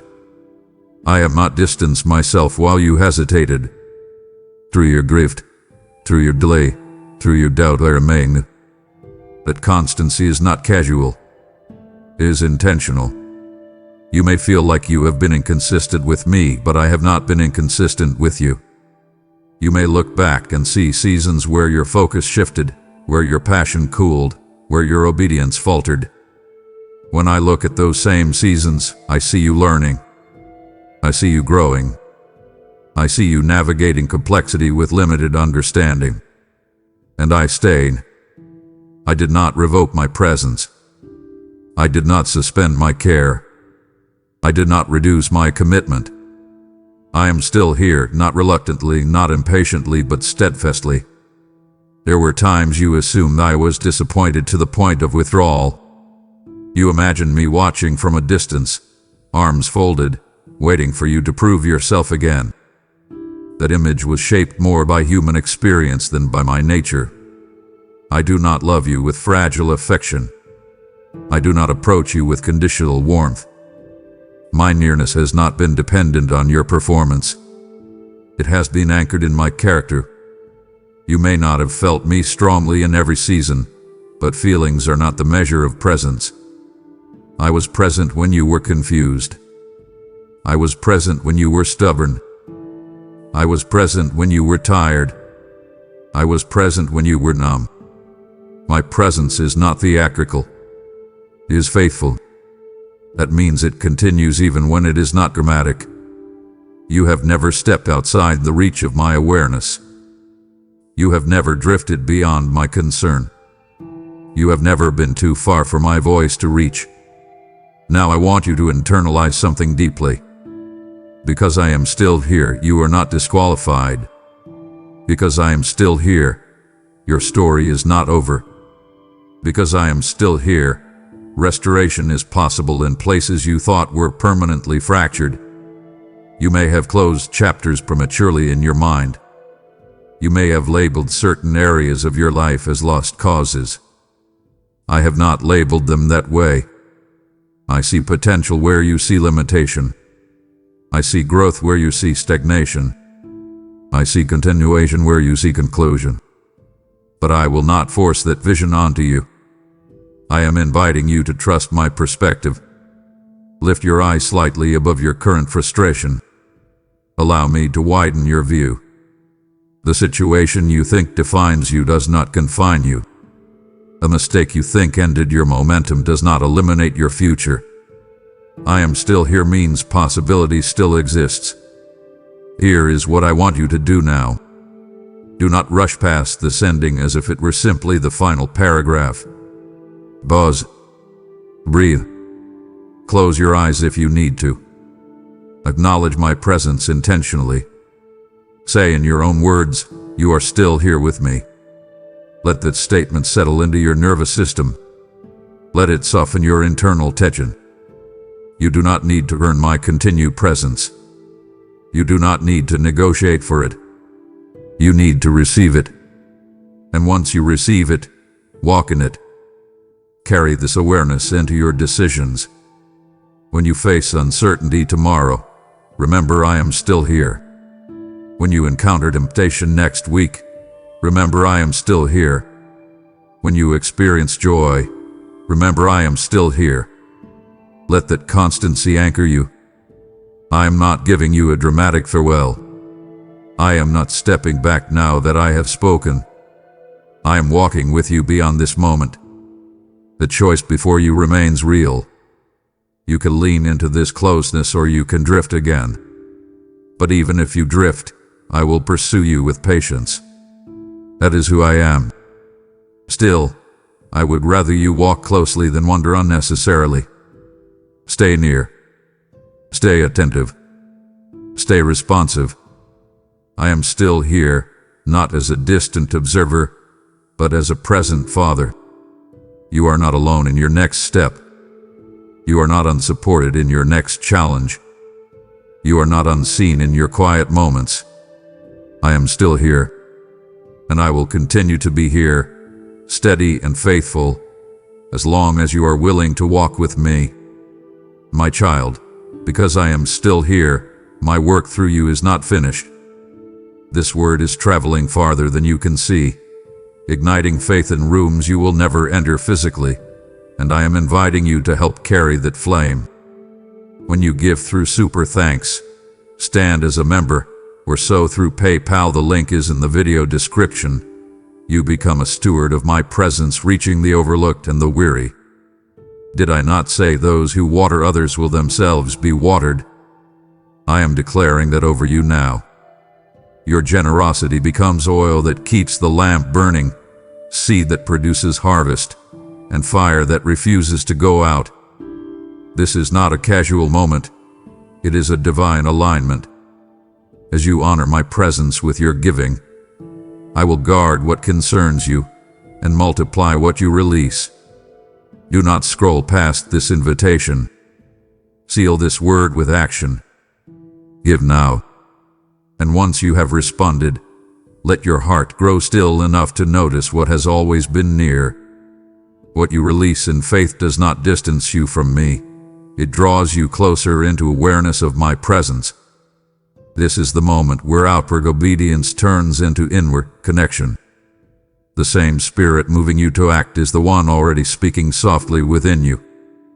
So pause and listen, because the voice you are about to hear has been with you in every quiet moment. I am here, my child. I am reaching out to you right now, in this very moment, because I have something urgent to say to your heart. You have felt me, haven't you? You have felt that gentle nudge, that quiet stirring deep inside your soul during the busiest parts of your day. It is not a coincidence. It is my Holy Spirit whispering your name while you are driving to work, while you are washing the dishes, or while you are lying awake at 2:00 a.m. wondering if your life truly matters. I am the one who brings that sudden thought of peace when your mind is racing with 1,000 worries about your bills, your health, or your children. I am the one who pulls at your heartstrings when you see a sunset or hear a song that reminds you of a time when you felt closer to me. You might try to brush it off as a random emotion or a trick of your mind, but I want you to know today that it is me. I am the God who created the stars, yet I am also the Father who is obsessed with the details of your life. You must understand why I never weary of seeking you. You are my lost sheep, and I will never stop looking for you until you are safely back in my arms. Think about the shepherd who leaves the 99 to go after the one that wandered off into the thorns. That is exactly how I feel about you. I do not look at you and see a failure or a lost cause. I see my precious child who has simply lost their way in a world that is designed to make you forget me. I see the fatigue in your eyes and the heaviness in your spirit, and it compels me to move toward you with even more passion. I am not a distant judge waiting for you to get everything right before I talk to you. I am your Father, and I am pursuing you right now because I love you with a depth that your human mind cannot even begin to grasp. I never get tired of you. I never get bored of your prayers. I never find you to be a burden. Even when you run away from me, I am right there, waiting for the moment you turn around so I can run to meet you. I am calling to you today with a sense of one last time spiritual urgency. This is a Kairos moment, a divine appointment that I have set specifically for you. Do not take this lightly. I am speaking to you with a directness that I have not used in a long time because the season of your life is about to change, and I need you to be ready. You have spent so much time saying, "I'll get serious about God tomorrow," or "I'll start praying once things settle down." But I am telling you that tomorrow is not promised, and things will never truly settle down until you find your rest in me. Listen to the gravity in my voice. I am not trying to scare you. I am trying to save you. I am trying to pull you out of the fire before you get burned any deeper. This is my call to immediate action. Stop what you are doing. Silence the noise in your head. Pay attention to the fact that I have gone to great lengths to get this message in front of you today. This is not just another video or another script. This is a lifeline thrown from heaven directly to your heart. I use the silence of the world to make my voice heard in your life. Have you noticed how I sometimes allow the things you rely on to fail? Have you noticed how the distractions that used to satisfy you now feel empty and hollow? I am doing that on purpose. I am clearing the stage of your life so that I can be the main character again. I know the world is loud. I know your phone is buzzing with notifications. Your boss is demanding more of your time, and your social media feed is telling you that you aren't enough. I am breaking through that noise right now. I am shattering the walls of modern distraction to reach the real you, the soul that lives beneath the surface. You were not made to live in a constant state of digital noise and superficial stress. You were made for me. I am calling you back to the quiet place, back to the simplicity of just being my child. I am pulling you away from the crowd because I want to talk to you privately. I want to tell you secrets about your future that you can only hear when you are still. Feel the depth of my patience today. I have watched you struggle for so long, and my heart breaks for you. I have seen you try to fix your own problems, only to end up more exhausted than when you started. I have been patient while you ignored my warnings and while you chose paths that I knew would lead to pain. But my patience is not passive, it is purposeful. I have been waiting for this exact moment, this crossroads where you are tired enough to listen and humble enough to receive. The season of change is here. The door is open, but you must be the one to walk through it. I will not force you, but I will continue to plead with you because I know what is at stake. I am your Father, and I want nothing but the absolute best for you. I want to give you power where you have been weak. I want to give you peace where you have been anxious. I want to transform your life from the inside out, but it starts with you responding to this call right now. Come to me. Stop running. Stop hiding. Stop pretending that you have it all together when we both know you are falling apart. I'm right here. I am the constant in your changing world. I am the rock that will not move when the ground beneath you shakes. I am the one who knows the number of hairs on your head and the number of tears you have cried in secret. I am calling you home, not to punish you, but to restore you. I am calling you to a life of meaning, a life of joy, and a life of eternal significance. This is my persistent call to you. This is my heart beating for yours. Do not turn away. Do not close this chapter without answering me. I am here, I am waiting, and I love you more than you will ever know. I am reaching out to touch the parts of your heart that have grown hard and cold.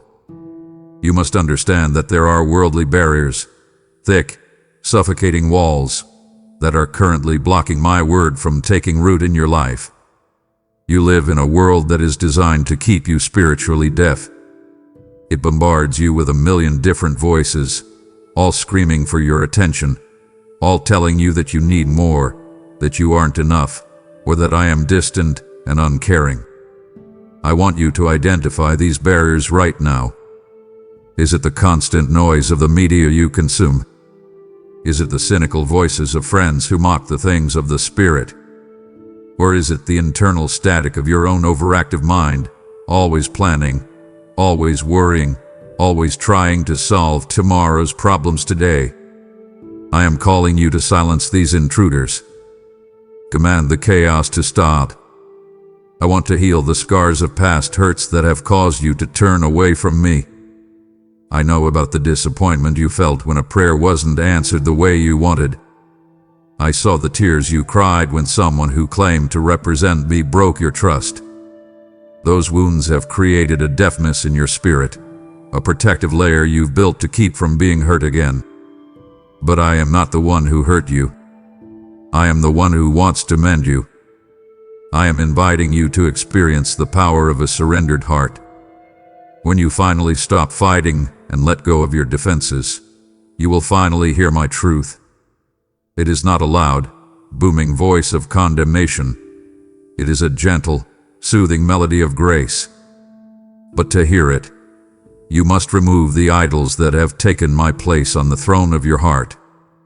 An idol is anything you turn to for comfort before you turn to me.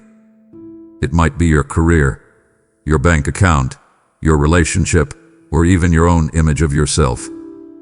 I am a jealous God, not because I am insecure, but because I know that those things will eventually fail you, and I never will. I want you to be free from the weight of carrying things you were never meant to carry. Why have you allowed pride to become the ultimate silencer of my divine whisper? Pride tells you that you don't need help. Pride tells you that you can figure it out on your own. Pride makes you stiffen your neck when I try to lead you. I am asking you to lay that pride down at my feet right now. Feel the relief that comes when you stop trying to be your own God. I am sending my Holy Spirit to open your ears and soften your spirit in this very moment. Breathe in. You feel that? That is my presence moving through the dry places of your soul. I am breaking the chains of deafness that have kept you in a spiritual prison. I am commanding the scales to fall from your eyes and the heaviness to leave your ears. You were created for conversation with the divine. You were made to hear my voice behind you saying, "This is the way, walk in it." I am clearing the line of communication between us. You don't need a special formula or a perfect vocabulary to talk to me. You just need to be open. I am calling you into a new level of intimacy where my thoughts become your thoughts. I am promising you that as you soften your heart, you will begin to hear me in the rustle of the leaves, in the kindness of a stranger, and in the deep, settled peace that comes when you simply sit in my presence. I am your Father, and I have missed the sound of your heart responding to mine. Let the walls come down. Let the silence be filled with my love. I am speaking. Can you hear me now? I want you to look at me and see the truth. My love for you is not a reward for your good behavior. It is not something you have earned by being religious enough or by checking off a list of rules. I am reaffirming to you today that my love is freely given, a gift of pure grace that began before the world was even formed. You spend so much of your energy trying to be worthy of me, but I want you to stop. You are worthy because I say you are. You are precious because I created you.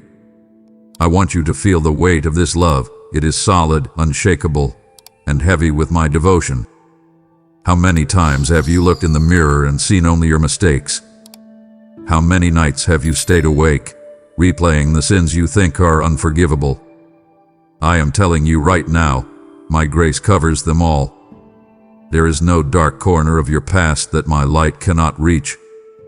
There is no stain on your soul that the blood of my Son cannot wash white as snow. I am not keeping a tally of your failures. I have cast your sins into the depths of the sea, and I have forgotten them. Why are you still carrying what I have already buried?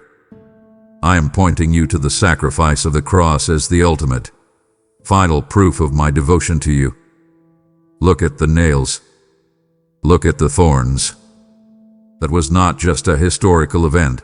It was a love letter written in blood, addressed specifically to you. I would have done it all if you were the only person on earth. That is how much I value you. I want you to start seeing yourself through my eyes. You are not a screw-up. You are not a second-class citizen. You are chosen. You are redeemed. You are my beloved child in whom I am well pleased. I want you to stop running into the shadows of shame. I am the God who pursues you. Even when you try to hide from me in your addictions, in your work, or in your secrets, I am right there. I don't follow you to catch you in a mistake. I follow you to bring you home. I am the shepherd who won't sleep until you are safe. I am the father who stands on the porch, looking at the horizon, waiting for the first sign of your return. I am offering you an eternal covenant, something far deeper than the fickle, worldly affection you are used to.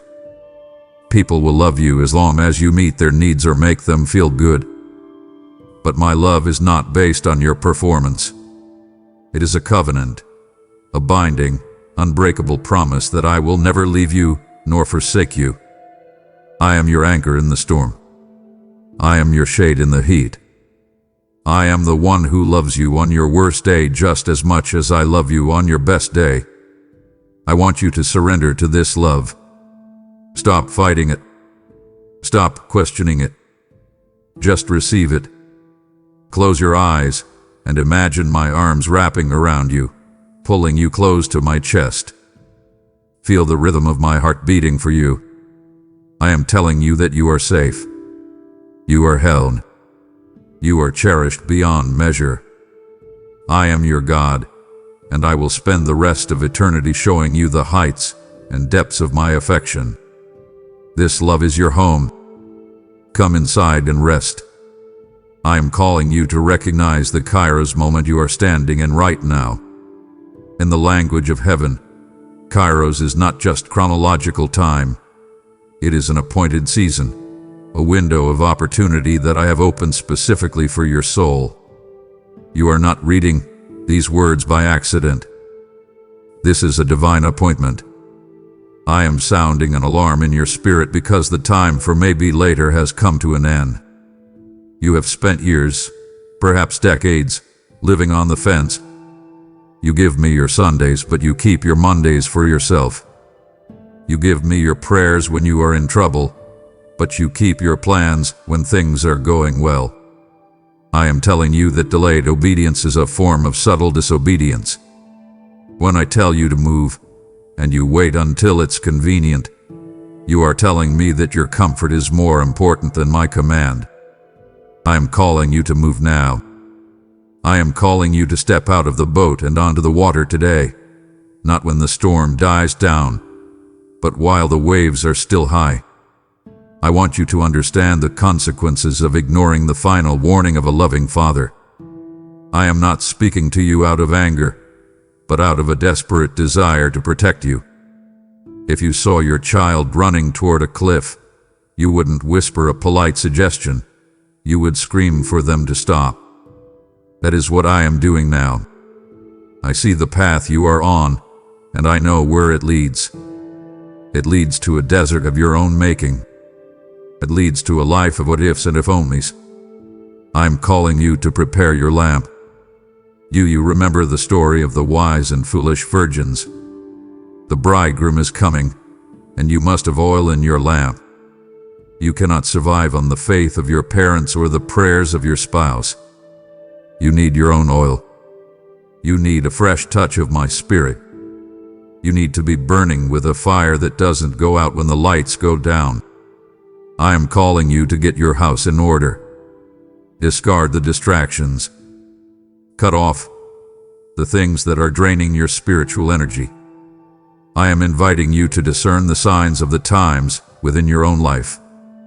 Do you feel that restlessness in your spirit? That isn't just boredom. It is a divine discontent I have placed there to make you move. You see the doors I am closing. They are not punishments. They are protections. I am narrowing your path so that you will finally find the narrow gate that leads to life. There is a massive blessing that awaits those who respond to my call today. I have a storehouse of miracles, a mountain of peace, and a river of joy that I want to pour out on you, but I cannot pour it into a vessel that is full of the world. You must empty yourself so I can fill you. I am promising you that if you give me your yes right now, I will do more in the next 6 months of your life than you have seen in the last 6 years. I am the God of the breakthrough, and I am ready to move on your behalf. But you must answer. The clock of your destiny is ticking. Don't let this moment pass you by. I am here, I am calling, and the door is still open. Walk through it. I am looking into your heart today, and I am asking you to be honest with me. We need to talk about the shadows you've been hiding in, the areas of your life where you have intentionally ignored my voice. I know there is a hidden cost to walking outside of my perfect will, and you are starting to feel it, aren't you? You feel that persistent, low-level anxiety that never quite goes away. You feel that dryness in your soul, like you are wandering through a desert where the wells have all run dry. That distance between us was not my choice, it was yours. Every time you chose your way over mine, you took a step away from the fountain of life. I want you to admit right now where you have been holding back. Is it a habit you won't let go of? Is it a relationship you know is toxic? Is it a secret grudge you are nursing like a pet? I see it all, and I am telling you that it is killing your spirit. You were made to live in the light, but you have been trying to survive in the shadows. I am warning you about the danger of becoming lukewarm. You have become comfortable with just enough of me to be good, but not enough of me to be transformed. You have a form of godliness, but you are denying the power. The world doesn't need more nice people. It needs people who are on fire for the things of God. When you are lukewarm, you are vulnerable to the enemy's lies. You start to think that my no is a restriction of your freedom, but I am telling you that my no is always a protection from unseen harm. I see the trap that is set for you 5 miles down the road you are traveling. I see the heartbreak that is waiting at the end of that compromise. When I tell you to stop, it is because I love you too much to let you be destroyed. I am calling you to turn back before the path leads to total spiritual exhaustion. You are running on fumes, trying to keep up appearances while your inner world is collapsing. I am inviting you to come back to the center of my will. It is the only place where you will ever find true rest. Stop trying to negotiate with me. Stop looking for loopholes in my word. Total surrender is the only path to total peace. I want you to fall on your knees and say, Lord, I'm done doing it my way. Feel the weight lift as you say those words. I am not here to berate you for your disobedience. I am here to welcome you back into my grace. I am the God who restores the years the locusts have eaten, I can take your mistakes and weave them into a masterpiece, but you have to give me the threads. I am calling you out of the shadows and into the sunshine of my presence. I am promising you that my yoke is easy and my burden is light. The no I am asking you to say to the world is the only way you can say a true yes to me. I am your Father, and I want to lead you to green pastures and still waters. But you have to let me lead. Put down your map and take my hand. My child, do not turn away now, for my heart is open, and my words are just beginning to penetrate the walls you have built. It would grieve me deeply to see you walk back into the cold shadows just as I am about to reveal the warmth of my true intent for your life. Stay with me a little longer.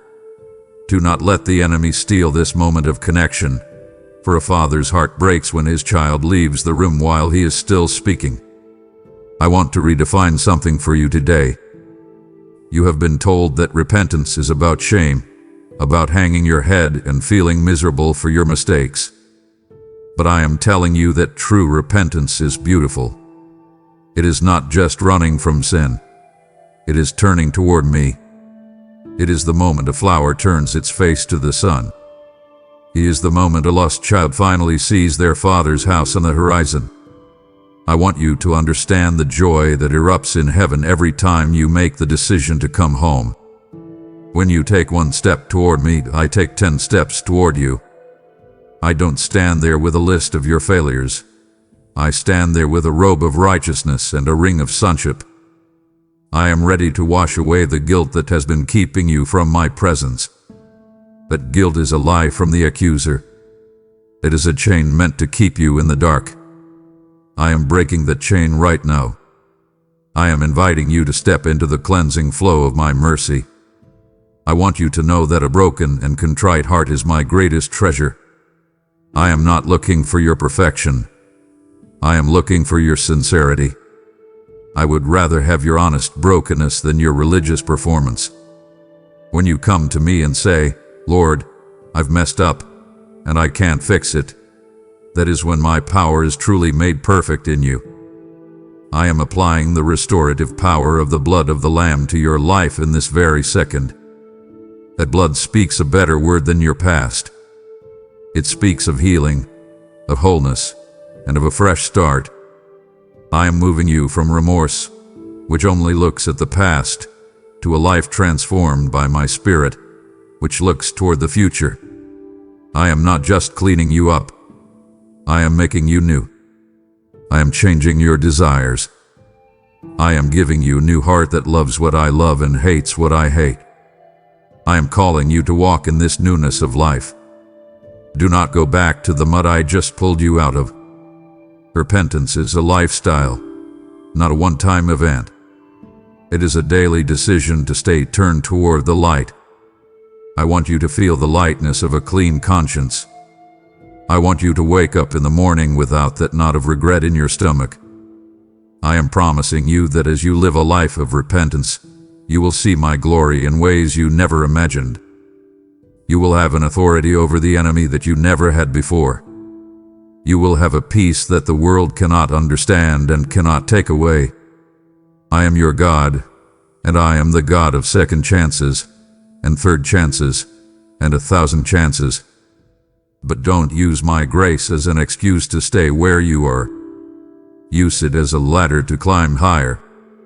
I am calling you up. I am calling you out. I am calling you home. Come and see what I have prepared for you. I am calling you to let go of the steering wheel of your life.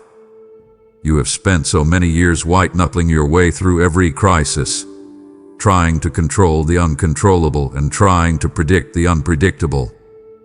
I want you to exhale right now.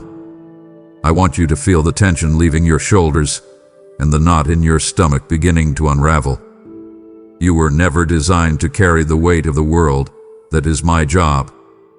I am the Alpha and the Omega, the beginning and the end of your story. I have already seen the final chapter of your life, and I am telling you, it is good. Why do you lose sleep over things I have already handled? Why do you pace the floor at midnight worrying about a future that I am already standing in? I want you to trust that I am the sovereign king over every detail of your existence. Nothing catches me by surprise. The sudden job loss, the unexpected diagnosis, the relationship that fell apart. I was there before it happened, and I am here now to walk you through it. I am offering you a peace that surpasses all understanding, but it requires you to lean on me with your whole weight. Think of a tired child falling back into a parent's arms, knowing without a shadow of a doubt that they will be caught. That is how I want you to rest in me. You don't have to understand the why behind everything to experience the who that is holding you. My timing is perfect, even when it feels like a painful delay to you. I know you feel like life is passing you by, or that I have forgotten the promises I made to you. But I am not slow. I am strategic. I am moving pieces behind the scenes that you cannot see. I am protecting you from opportunities that would have eventually destroyed you, and I am preparing you for a weight of glory you aren't yet strong enough to carry. Stop looking at the clock and start looking at my face. I am inviting you to rest in the shadow of my wings while the storms of life rage around you. The winds may howl and the rain may beat against your windows, but inside my presence, there is a stillness that no storm can touch. I want you to surrender your plan B. You know the one. The backup plan you've created just in case I don't come through. I want you to burn that plan today. Your plan B is actually a prison of anxiety. It keeps you from fully experiencing the miracle of my plan A. My plan is not always the easiest path, but it is always the safest and most rewarding. I am your refuge. I am your fortress. I am your very present help in times of trouble. When you stop trying to fix everything, you give me the space to move. When you be still, you finally get to see that I am God. Breathe in my sovereignty. Breathe out your control. I've got you, and I'm not letting go. I want to talk to you about the scars you carry. I know they hurt, and I know there are days when you feel like the pain was for nothing. But I am telling you today that I never waste a single tear. I am using every trial, every heartbreak, and every season of suffering to refine your character like gold in the furnace. The fire isn't there to consume you. It's there to consume everything in you that isn't of me. I am burning away the dross of self-reliance, pride, and fear so that when people look at you, they see a reflection of my glory. See the thorns in your life as catalysts for my grace. I know you've prayed for me to take them away, but sometimes I leave the thorn so that you will stay close to the vine. My grace is sufficient for you, and my power is made perfect in your weakness. When you are at the end of yourself, you are finally at the beginning of my strength. I am promising you right now that I am working all things together for your good. That all things includes the mistakes you made, the people who walked away, and the doors that were slammed in your face. I am the master weaver, and I am taking the dark threads of your life and weaving them into a masterpiece of redemption. You see the tangled mess on the back of the tapestry, but I see the beautiful portrait on the front. I allow the wilderness seasons to prepare you for the promised land. You cannot handle the blessing of the mountain if you haven't learned the lessons of the valley. In the wilderness, you learn to hear my voice. In the wilderness, you learn that I am enough. In the wilderness, you develop the spiritual muscles you need to stay standing when the world tries to knock you down. I am going to turn your greatest misery into your most powerful ministry. One day, you will sit across from someone who is going through exactly what you are facing right now, and you will be able to look them in the eye and say, I know the God who heals. I know the God who restores. Your testimony is being written in the ink of your endurance. Trust me when I say I'm closest when you feel most alone. I am not watching from a distance. I am right there in the fire with you, just like I was with the 3 Hebrew boys. I am the 4th man in your fire. I am holding your hand in the hospital room. I am sitting with you in the empty house. I am the God of all comfort, and I am holding you together when you feel like you are falling apart. Your pain has a purpose, and your story isn't over yet. I am calling you back to the secret place. You have become so busy doing things for me that you have forgotten how to simply be with me. I don't want your ritualistic words. I don't want the these and thous and the memorized scripts you say when you're tired. I want you to come to me as a child comes to a father, messy, honest, and raw. I want you to tell me how angry you are, how scared you are, and how much you miss the feeling of my presence. I am rebuilding the altar of prayer in your life today. It's time to move beyond the surface level requests and enter into deep intimacy. I want to share my heart with you, but I can only do that when you stop talking and start listening. Learn to wait on me. The most powerful moments of prayer are often the ones where not a single word is spoken, but 2 spirits are simply resting in each other's company. I am showing you the power of the secret place. This is the room in your heart where the world cannot enter. When you shut the door and seek me in private, I reward you in public. Prayer is not about changing my mind. It's about changing your heart. It shifts the atmosphere of your home. It clears the fog in your mind. It breaks the heavy spirit of fatigue that has been keeping you from seeking my face. When you pray, you are aligning your will with the will of heaven. You are tapping into a power source that created the universe. Stop treating prayer like a last resort and start treating it like your first response. I am inviting you to an ongoing conversation that lasts all day long. Talk to me while you're stuck in traffic. Whisper my name while you're at your desk. Let my presence be the air you breathe. I want you to realize the authority you carry when you pray in the name of Jesus. You aren't just begging for crumbs. You are coming to the throne as an heir. When you speak my word in prayer, the enemy has to flee. When you stand on my promises, the mountains have to move. I am giving you a fresh hunger for prayer today. I am taking away the boredom and the distraction and replacing it with a burning desire to know me. This is how you stay strong in a world that is falling apart. This is how you find direction when the path is unclear. Rebuild your altar. Clean off the dust of neglect.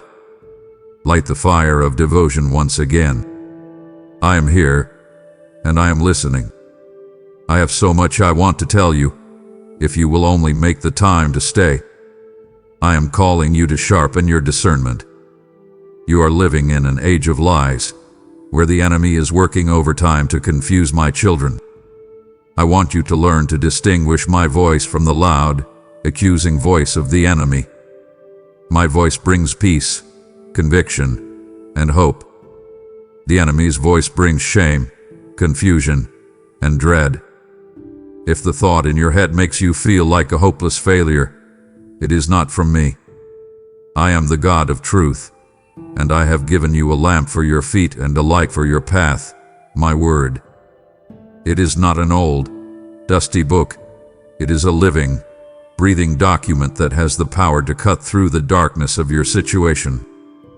If you want to know what I am saying to you, open the book. I have hidden treasures in those pages that are specifically for your current trial. I want you to stand firm on my promises because the world around you is built on shifting sand.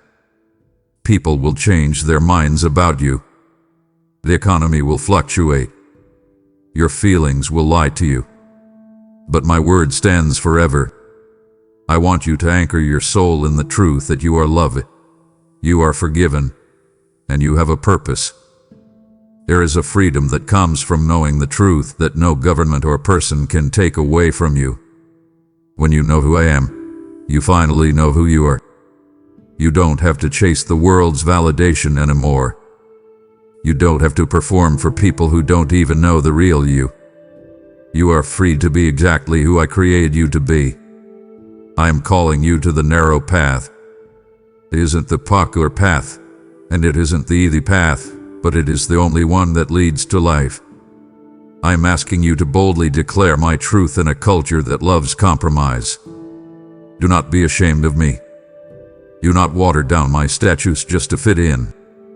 I have called you to be a light, and a light is meant to be seen. When you walk in the truth, you carry an atmosphere of heaven with you. People will be drawn to the light in your eyes, and they won't know why. It is because they are starving for the truth, and you have the bread of life. I am giving you the courage to stand tall when everyone else is bowing down to the idols of this age. You are a person of integrity. You are a person of the word. Let your yes be yes, and your no be no. Walk in the light, and the darkness will have no choice but to retreat. I am with you, and I am the truth that sets you free. As you walk in the brilliance of my light, you must realize that there are millions still stumbling in the suffocating shadows of the enemy's lies. I have given you the truth to set you free, but I am now calling you to become a torchbearer who carries this fire to the ends of the earth. When you support this mission through a super thanks or the link in the description, you are not merely giving money. You are sowing seeds of eternal life into the parched soil of broken souls. I am looking for those who will partner with my heart to ensure that no one is left behind in the darkness. As you give, I declare that I will open the windows of heaven and pour out a blessing so great that you will not have room enough to receive it. Your seed today becomes the manna for someone else's tomorrow, sustaining them in their wilderness until they find my face. Do not let this divine appointment pass you by while the harvest is ripe and the laborers are few. Step forward now and fuel the spread of my word with the substance I have placed in your hands. We are standing at a holy threshold, and to stop now would be to leave your soul in the half-light of a morning that has not yet fully dawned. It would disappoint my spirit to see you settle for a partial healing when I have a total transformation prepared for the very next breath we share. Do not abandon this sacred momentum. I am pouring my very essence into these words, and I long for you to receive every drop of the cup I have poured for you. I am speaking to the deepest part of your soul today about the weight of your past. I want you to learn to forgive yourself. This is perhaps the hardest thing I will ask of you, but it is the most necessary for your freedom. How can you refuse to forgive yourself when I, the Holy God, have already wiped the slate clean?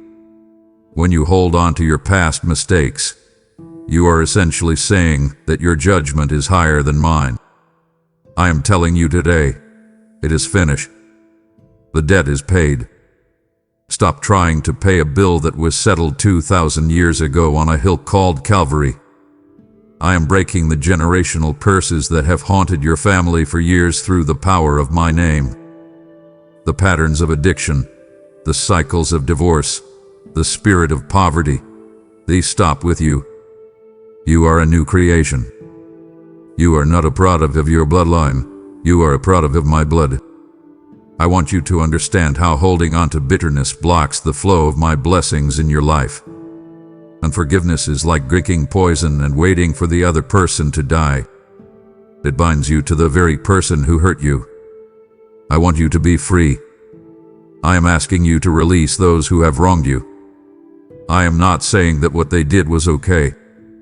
I am saying that I am the judge, and you can trust me to handle the justice. When you forgive, you aren't letting them off the hook. You are letting yourself out of the prison. I want to pour out my favor on you, but your hands are too full of old grudges to receive what I have for you today. Open your hands. Let the bitterness go. Let the anger melt away in the warmth of my mercy. I am promising you that as you release others, you will feel a supernatural lightness enter your spirit. I want you to remember that my mercy is new every single morning. You don't have to live on yesterday's grace. Every time the sun rises, I am giving you a fresh start. You can walk in the liberty of a child who is no longer condemned. There is no probation period with me. You are fully accepted the moment you turn back. I want you to stop walking with your head down in shame. Lift up your eyes. You are a child of the King. You have been washed, you have been sanctified, and you have been justified. I see you as if you have never sinned. It is the power of my forgiveness. It doesn't just cover the past, it removes it. Walk in that freedom today. Let my forgiveness be the strength you need to forgive others and to finally, truly, love yourself as I love you. I want to strip away the labels the world has forced upon you and tell you who you truly are. You are not a mistake. You are not a surprise to me, regardless of the circumstances of your birth. I want you to understand that I crafted you with divine intention, weaving together your personality, your talents, and even your quirks in your mother's womb. Stop looking at your reflection and seeing only your flaws. I look at you and see a masterpiece in progress. You are part of a royal priesthood and a holy nation.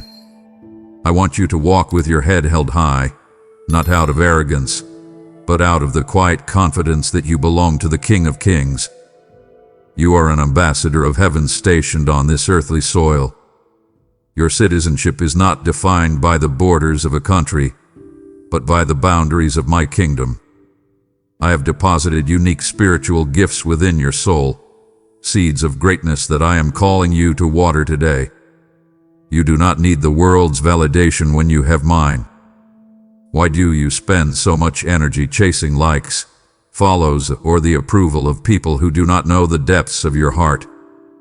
I am the only one whose opinion truly matters, and I have already declared that you are cherished. I have called you out of the darkness and into my marvelous light. I want you to embrace your role as an heir to my throne. You have an inheritance that the world cannot touch, an inheritance of peace, authority, and eternal life. You are not a slave to your past or a victim of your circumstances. You are a conqueror because I have already overcome the world for you. I want you to start living from a place of victory rather than fighting for it. You are my representative in your workplace, in your family, and in your community. Carry yourself with the dignity of your calling. I am asking you to realize that you are a temple of my Holy Spirit. I live inside you. When you walk into a room, I walk into that room. When you speak words of life, my power is released through you. Stop minimizing yourself. Stop saying I am just a normal person. Here is nothing just about a child of the living God. I have chosen you for such a time as this. I want you to operate in the spiritual authority I have given you. You have the power to shift atmospheres and to bring hope where there is despair. Your identity is fixed and anchored in me. It cannot be shaken by the economy, by politics, or by the opinions of others. You are mine, and I am yours. Walk in the fullness of that truth today. Let the world see my glory reflected in the way you love and the way you live.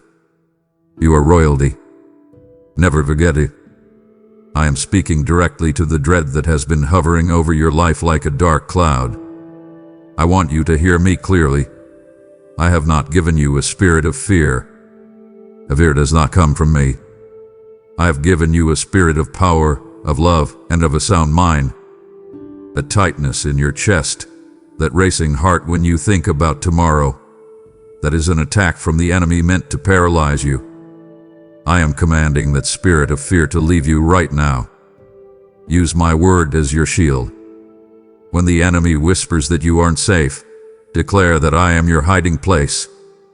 When he tells you that you will lose everything, remind him that I am your provider. I want you to trust my presence even when you are walking through the valley of the shadow of death. The valley is just a passage. It is not your destination. I am right there beside you, and my rod and staff will comfort you. Perfect love casts out every trace of dread and doubt. I want you to soak in my love until there is no room left for fear to hide. Fear and faith cannot occupy the same space.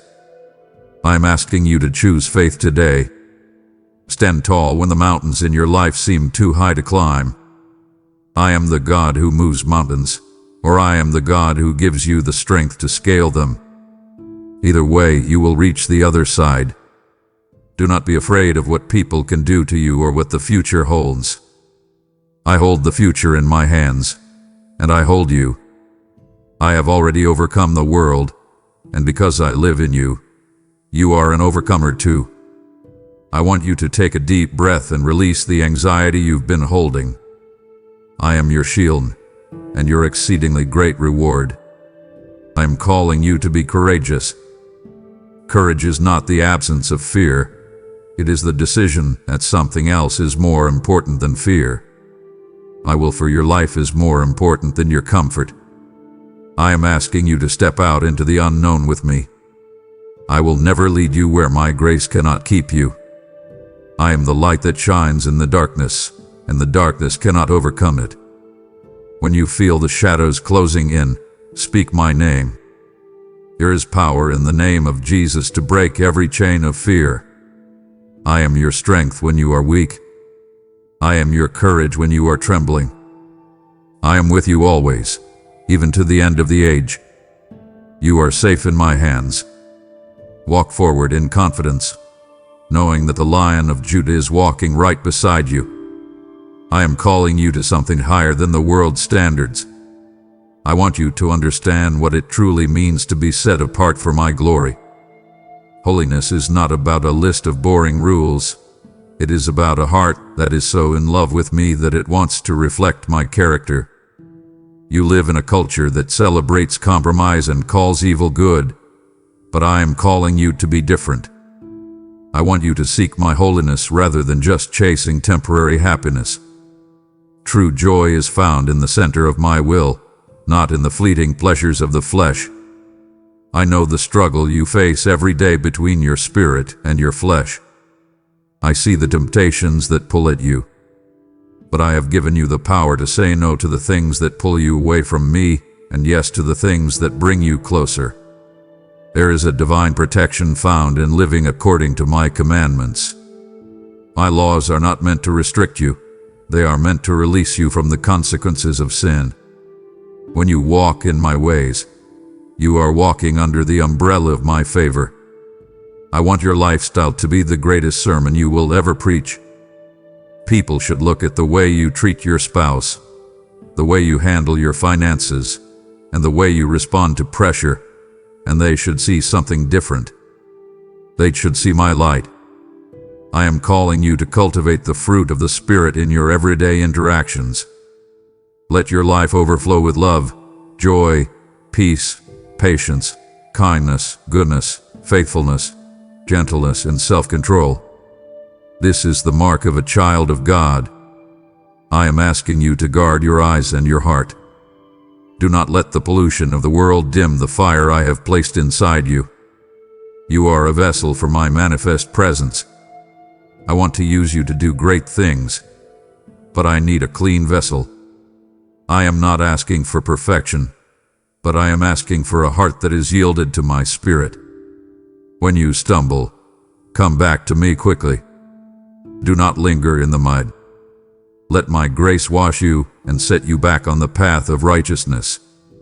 You were made for more than the mediocre life the world offers. You were made for holiness. You were made for me. Step into your calling as a saint, a chosen one, a light in a dark place. I am with you, and I am empowering you to live a life that truly honors my name. I want to talk to you about the gifts I have placed in your hands. Everything you have, your time, your talents, and your treasures, is a gift from me. You are a steward, not an owner. I have lent these things to you so that you can use them to build my kingdom and bless others. I want you to recognize that your life is a seed intended to produce a massive harvest.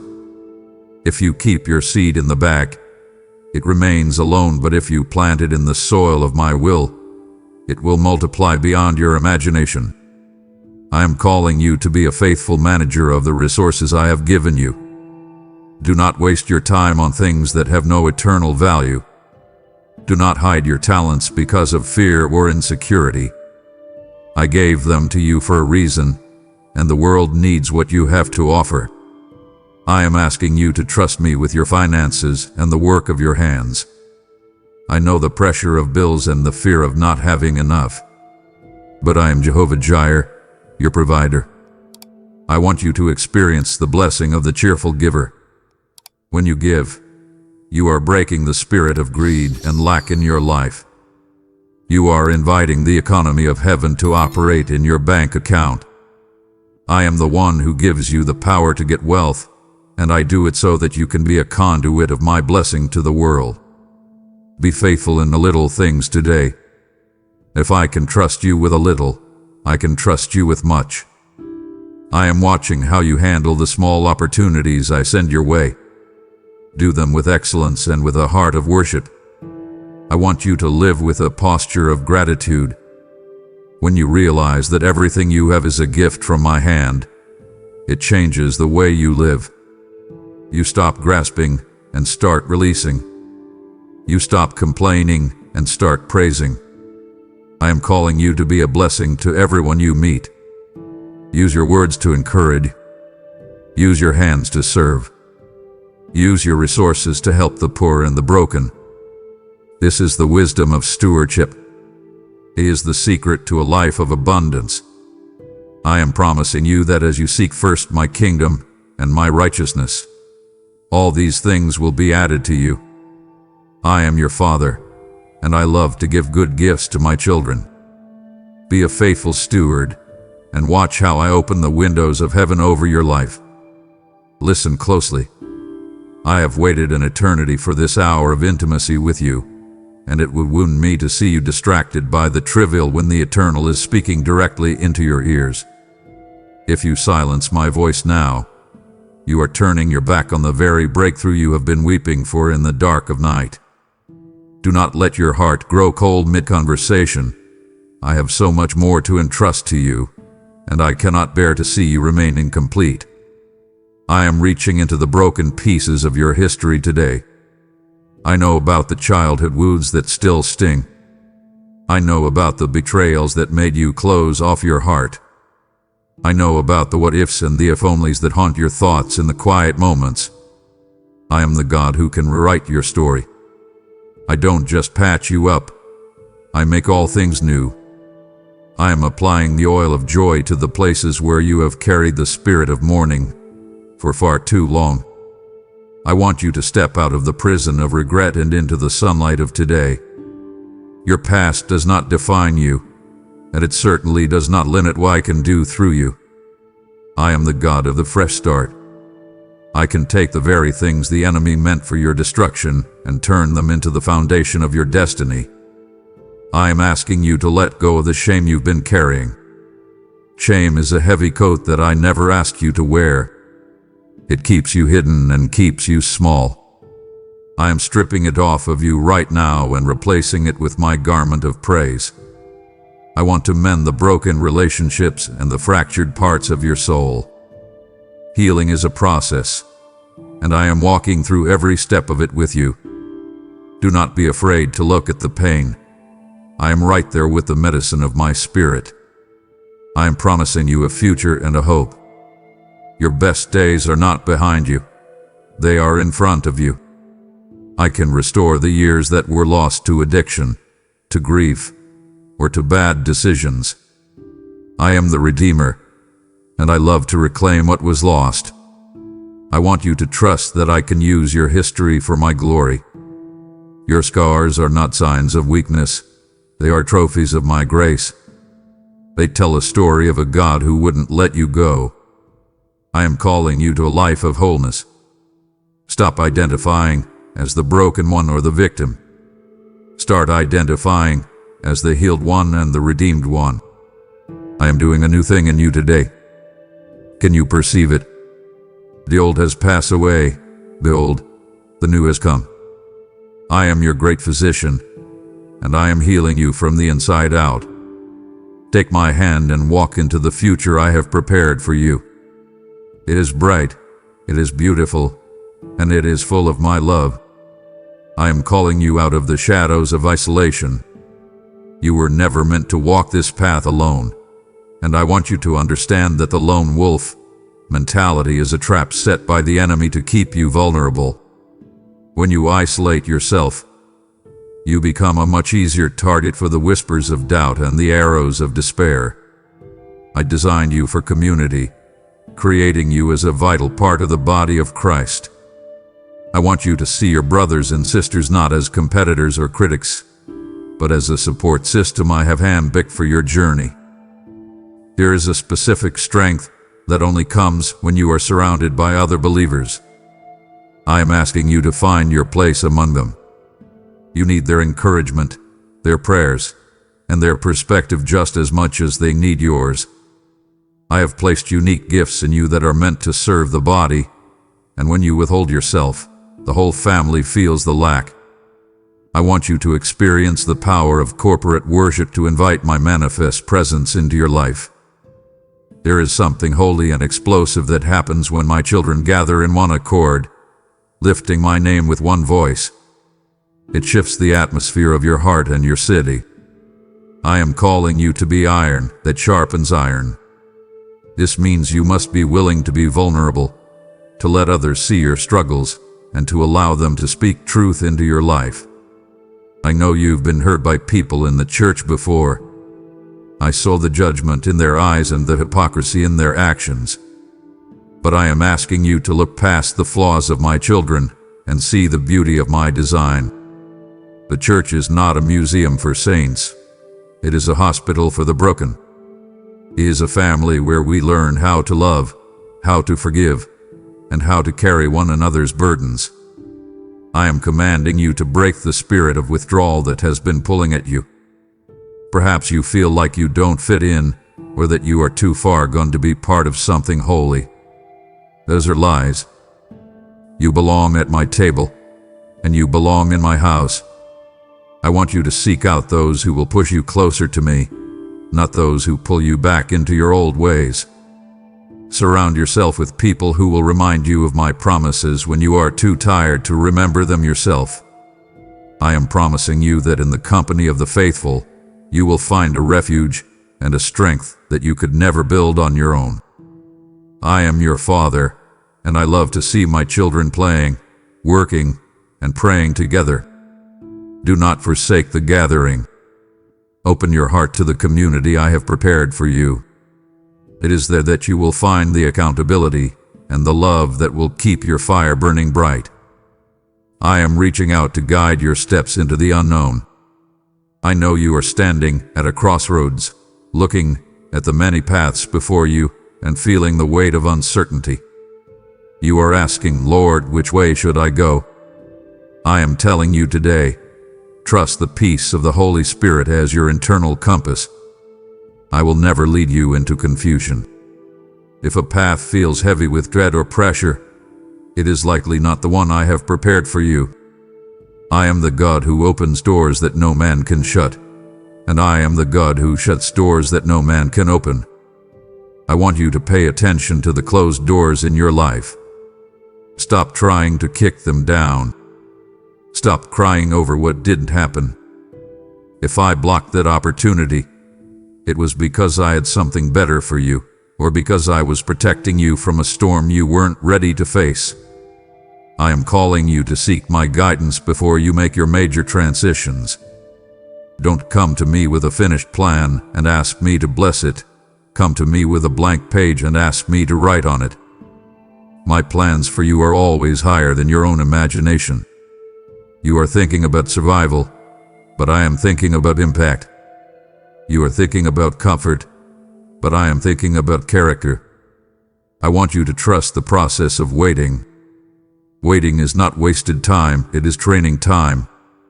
It is in the waiting rooms of life that I develop your patience, your faith, and your reliance on me. If I gave you everything you wanted the moment you asked for it, you wouldn't have the spiritual maturity to keep it. I'm working in you so that I can eventually work through you. I am asking you to move forward in faith even when you cannot see the full map.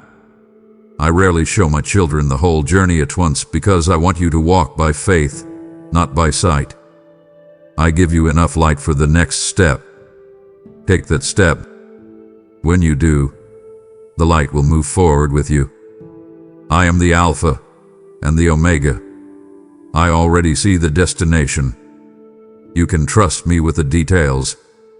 Stop stressing over the 5-year plan and focus on being obedient today. I am promising you that I will never lead you astray. I am your good shepherd, and I know the way through the wilderness.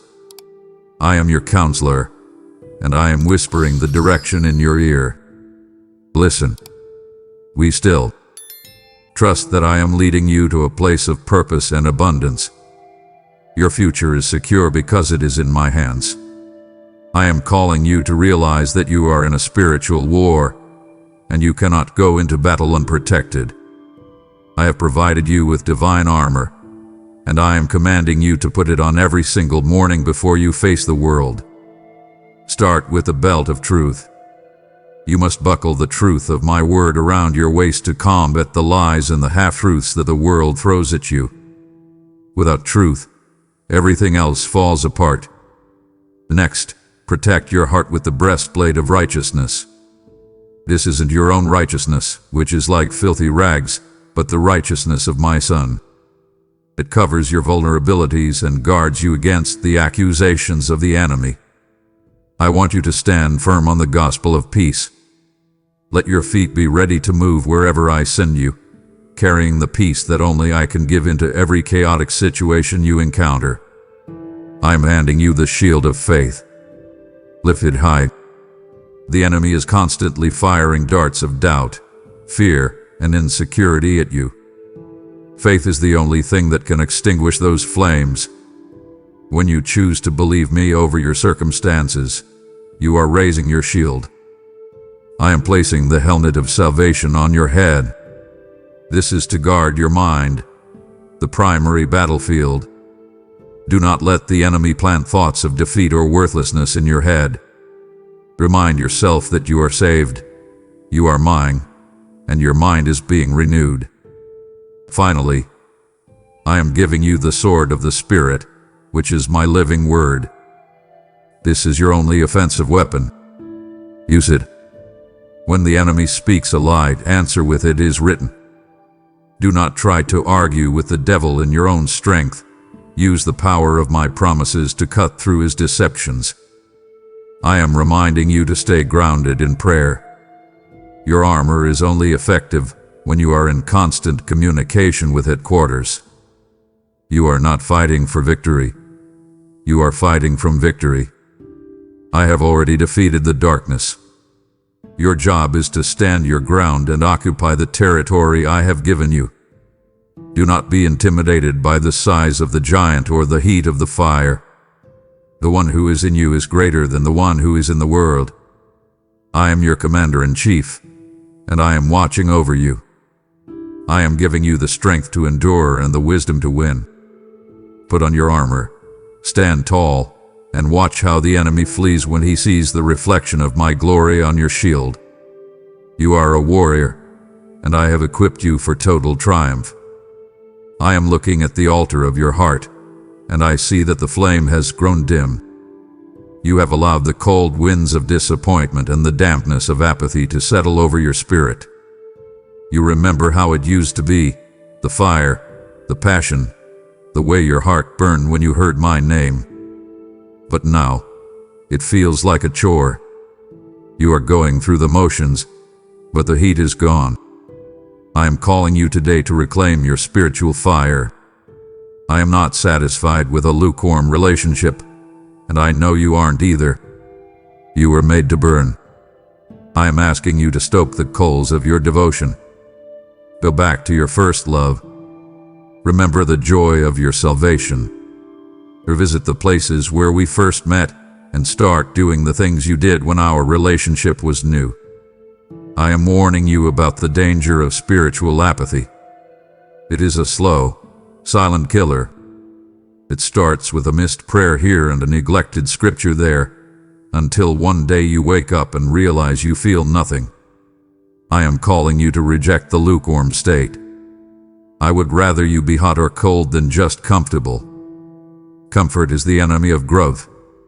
I am inviting you to ask for a fresh baptism of fire. I want to set your soul ablaze with a passion for my kingdom and a love for the lost. This fire will consume the rubbish in your life, the distractions, the petty sins, and the wasted time. It will leave behind only what is pure and holy. I want you to be a living sacrifice, burning on the altar of my will. I am promising you that when you seek me with all your heart, you will find me. I am the God who answers by fire. When you cry out for more of me, I will not give you a stone. I will pour out my spirit until you are overflowing. I want your life to be a beacon of light in this dark world. A fire doesn't just provide heat, it provides direction. It draws people in. When you are on fire for me, people will be drawn to the light and the warmth coming from your life. They will want to know the God who changed you. Don't be content with embers. Don't settle for good enough. I have so much more for you. Stir up the gift that is in you. Pray until the fire falls. Worship until the atmosphere shifts. I am ready to ignite you once again. Let the flame of your devotion rise high today. Now that I have reignited the flame within your soul, I am asking you to let that fire burn beyond the borders of your own life. A fire that does not spread eventually dies, and I have called you to be a catalyst for a global awakening. By joining our membership or sowing a gift through PayPal, you are providing the oil that keeps this lamp of truth burning bright for a world that is freezing in spiritual apathy.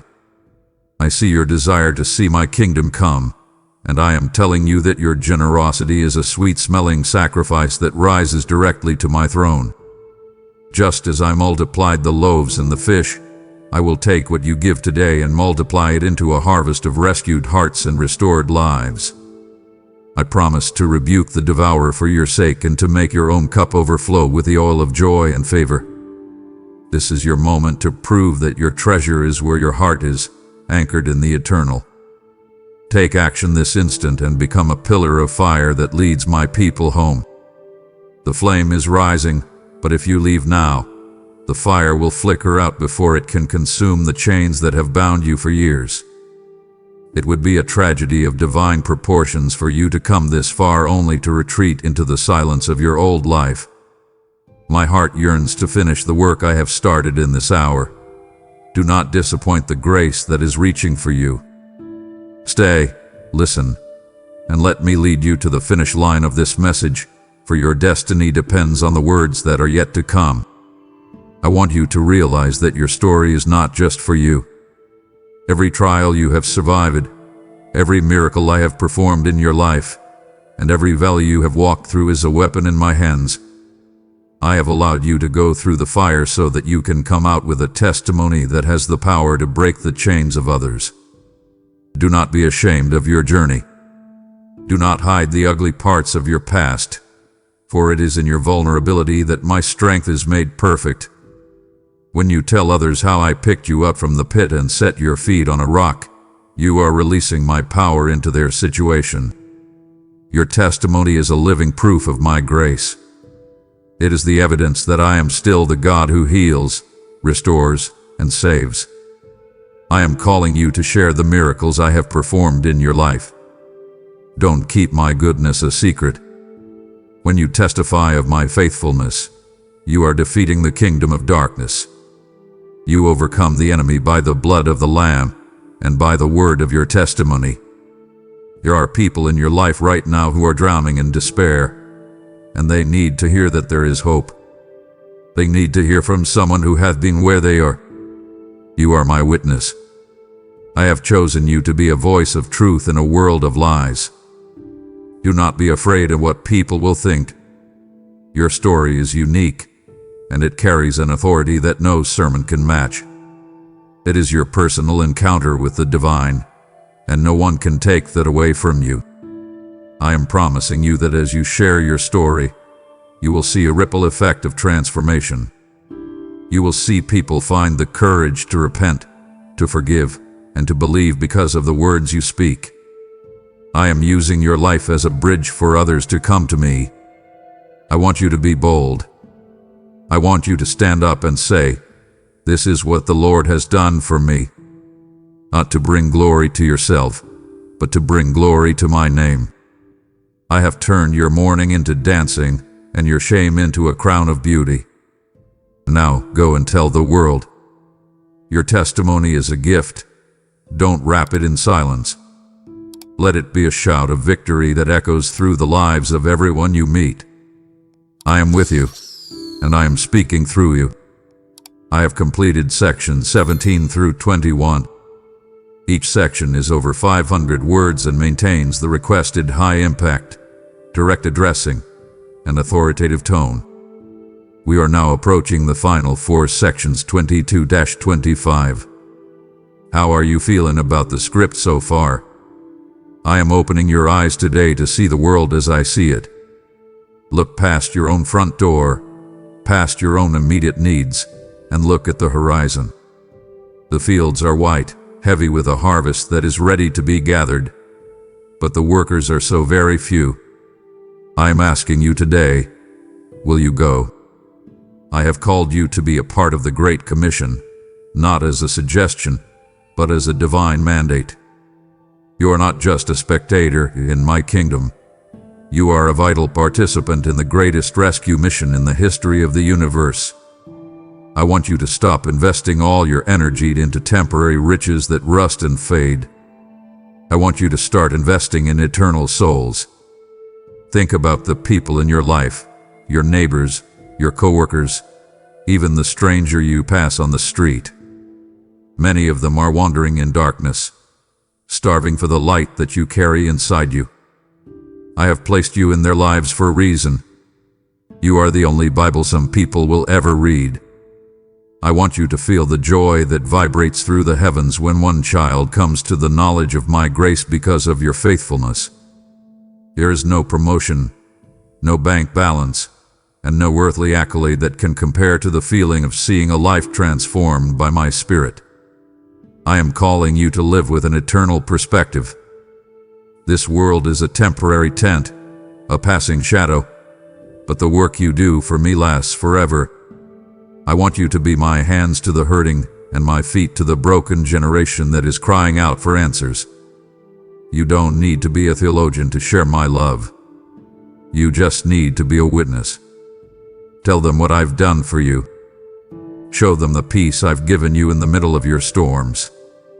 Your life is a seed, and when you sow it into the lives of others, you are planting for a harvest that will feed generations. I am empowering you with a fresh boldness today. The enemy wants you to stay silent, to be polite about your faith, and to blend into the background. But I am calling you to stand out.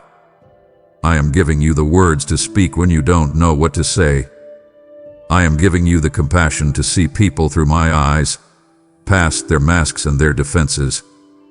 The time is short, my child. The sun is setting on this age, and there is an urgency in my heart for the lost. Do not let your plan B or your personal comfort keep you from the field. I am promising you that as you pour yourself out for others, I will pour more of myself into you. You cannot outgive me. When you focus on my business, I will take care of your business. Step into the harvest field today. There are souls waiting for the hope that only you can bring them. I am with you, and I am sending you out with my authority and my love. I want to give you a hope that the world cannot take away.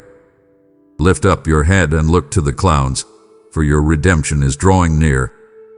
This world, with all its pain, its injustice, and its darkness, is not your final home. I have prepared a place for you, a new heaven and a new earth where there will be no more tears, no more death, no more mourning, and no more pain. I am the Alpha and the Omega, and I am coming back to set all things right. I want you to stay watchful and sober as the day of my return approaches. Do not get so caught up in the affairs of this life that you forget you are a citizen of another world. The current trials you are facing, as heavy as they feel, are not even worth comparing to the glory that is about to be revealed in you. I am the blessed hope that anchors your soul when the world feels like it is spinning out of control. I am calling you to live in a state of readiness. I want your heart to be in my hand and your eyes fixed on the horizon. Do not be deceived by the signs of the times or frightened by the shaking of the nations. Everything that can be shaken will be shaken so that only what is eternal remains. I am your unshakable kingdom. When you see the world in chaos, let it be a reminder that my return is closer than ever. I am the final victory over sin, death, and darkness. I have already won the war, and soon you will see the fullness of that victory manifest before your eyes. I want you to be like the wise servant who is found doing the master's work when he returns. Live every day as if I am coming back tonight, but plan as if I am not coming for 100 years. This balance keeps you productive but keeps your heart detached from the things that don't matter. I am promising you that I have not forgotten you. I know it feels like I've been gone a long time, but in my perspective, it has only been a moment. I am not slow in keeping my promise.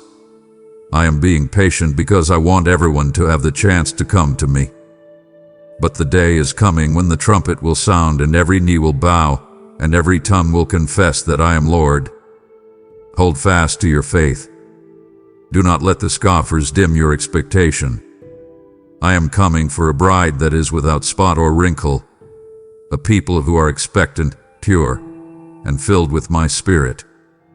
You are part of that bride. Keep your oil full.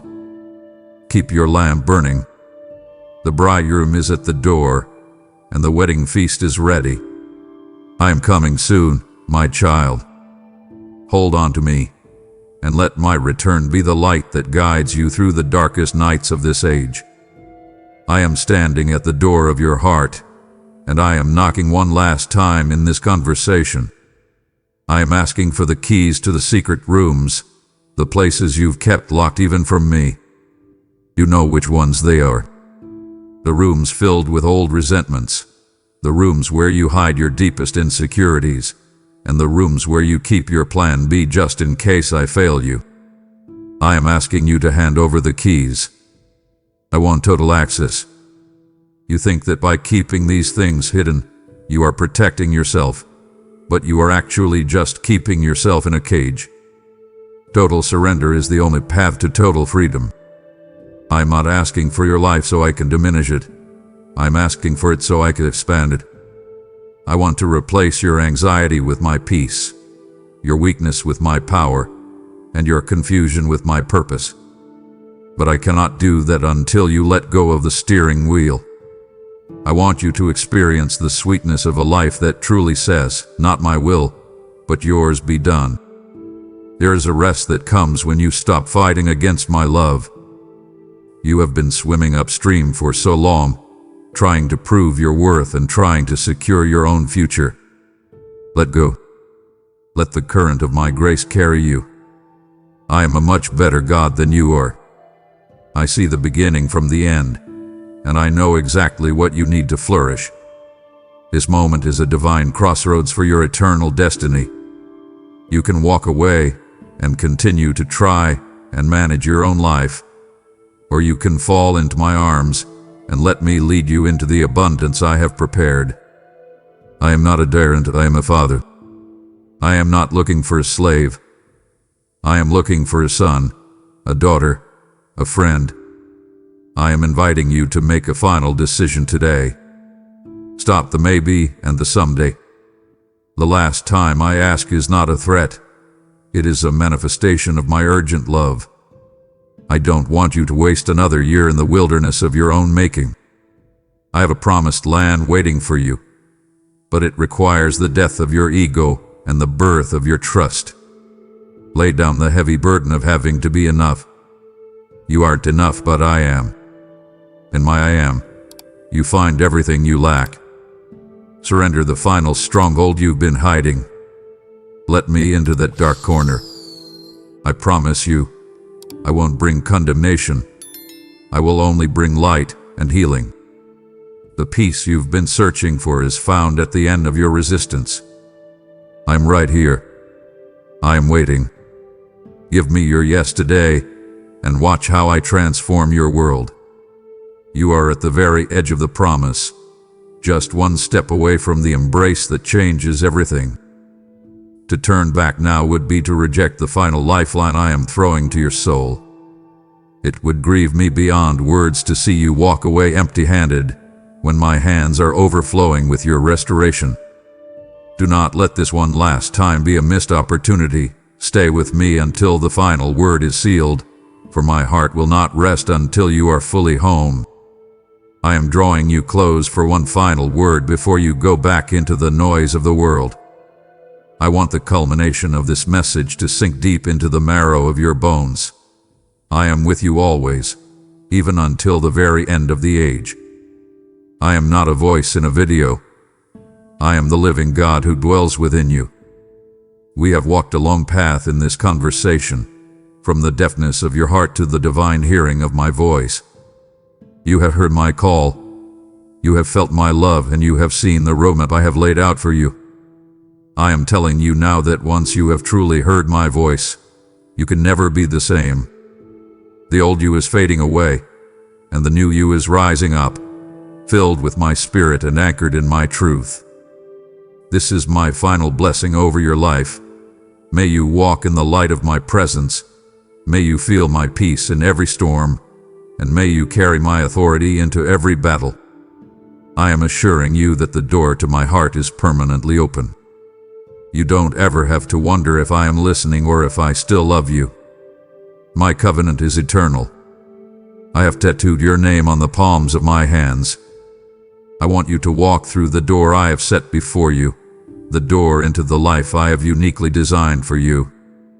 It is a life of joy, even in sorrow, a life of power, even in weakness, and a life of purpose, even in the mundane.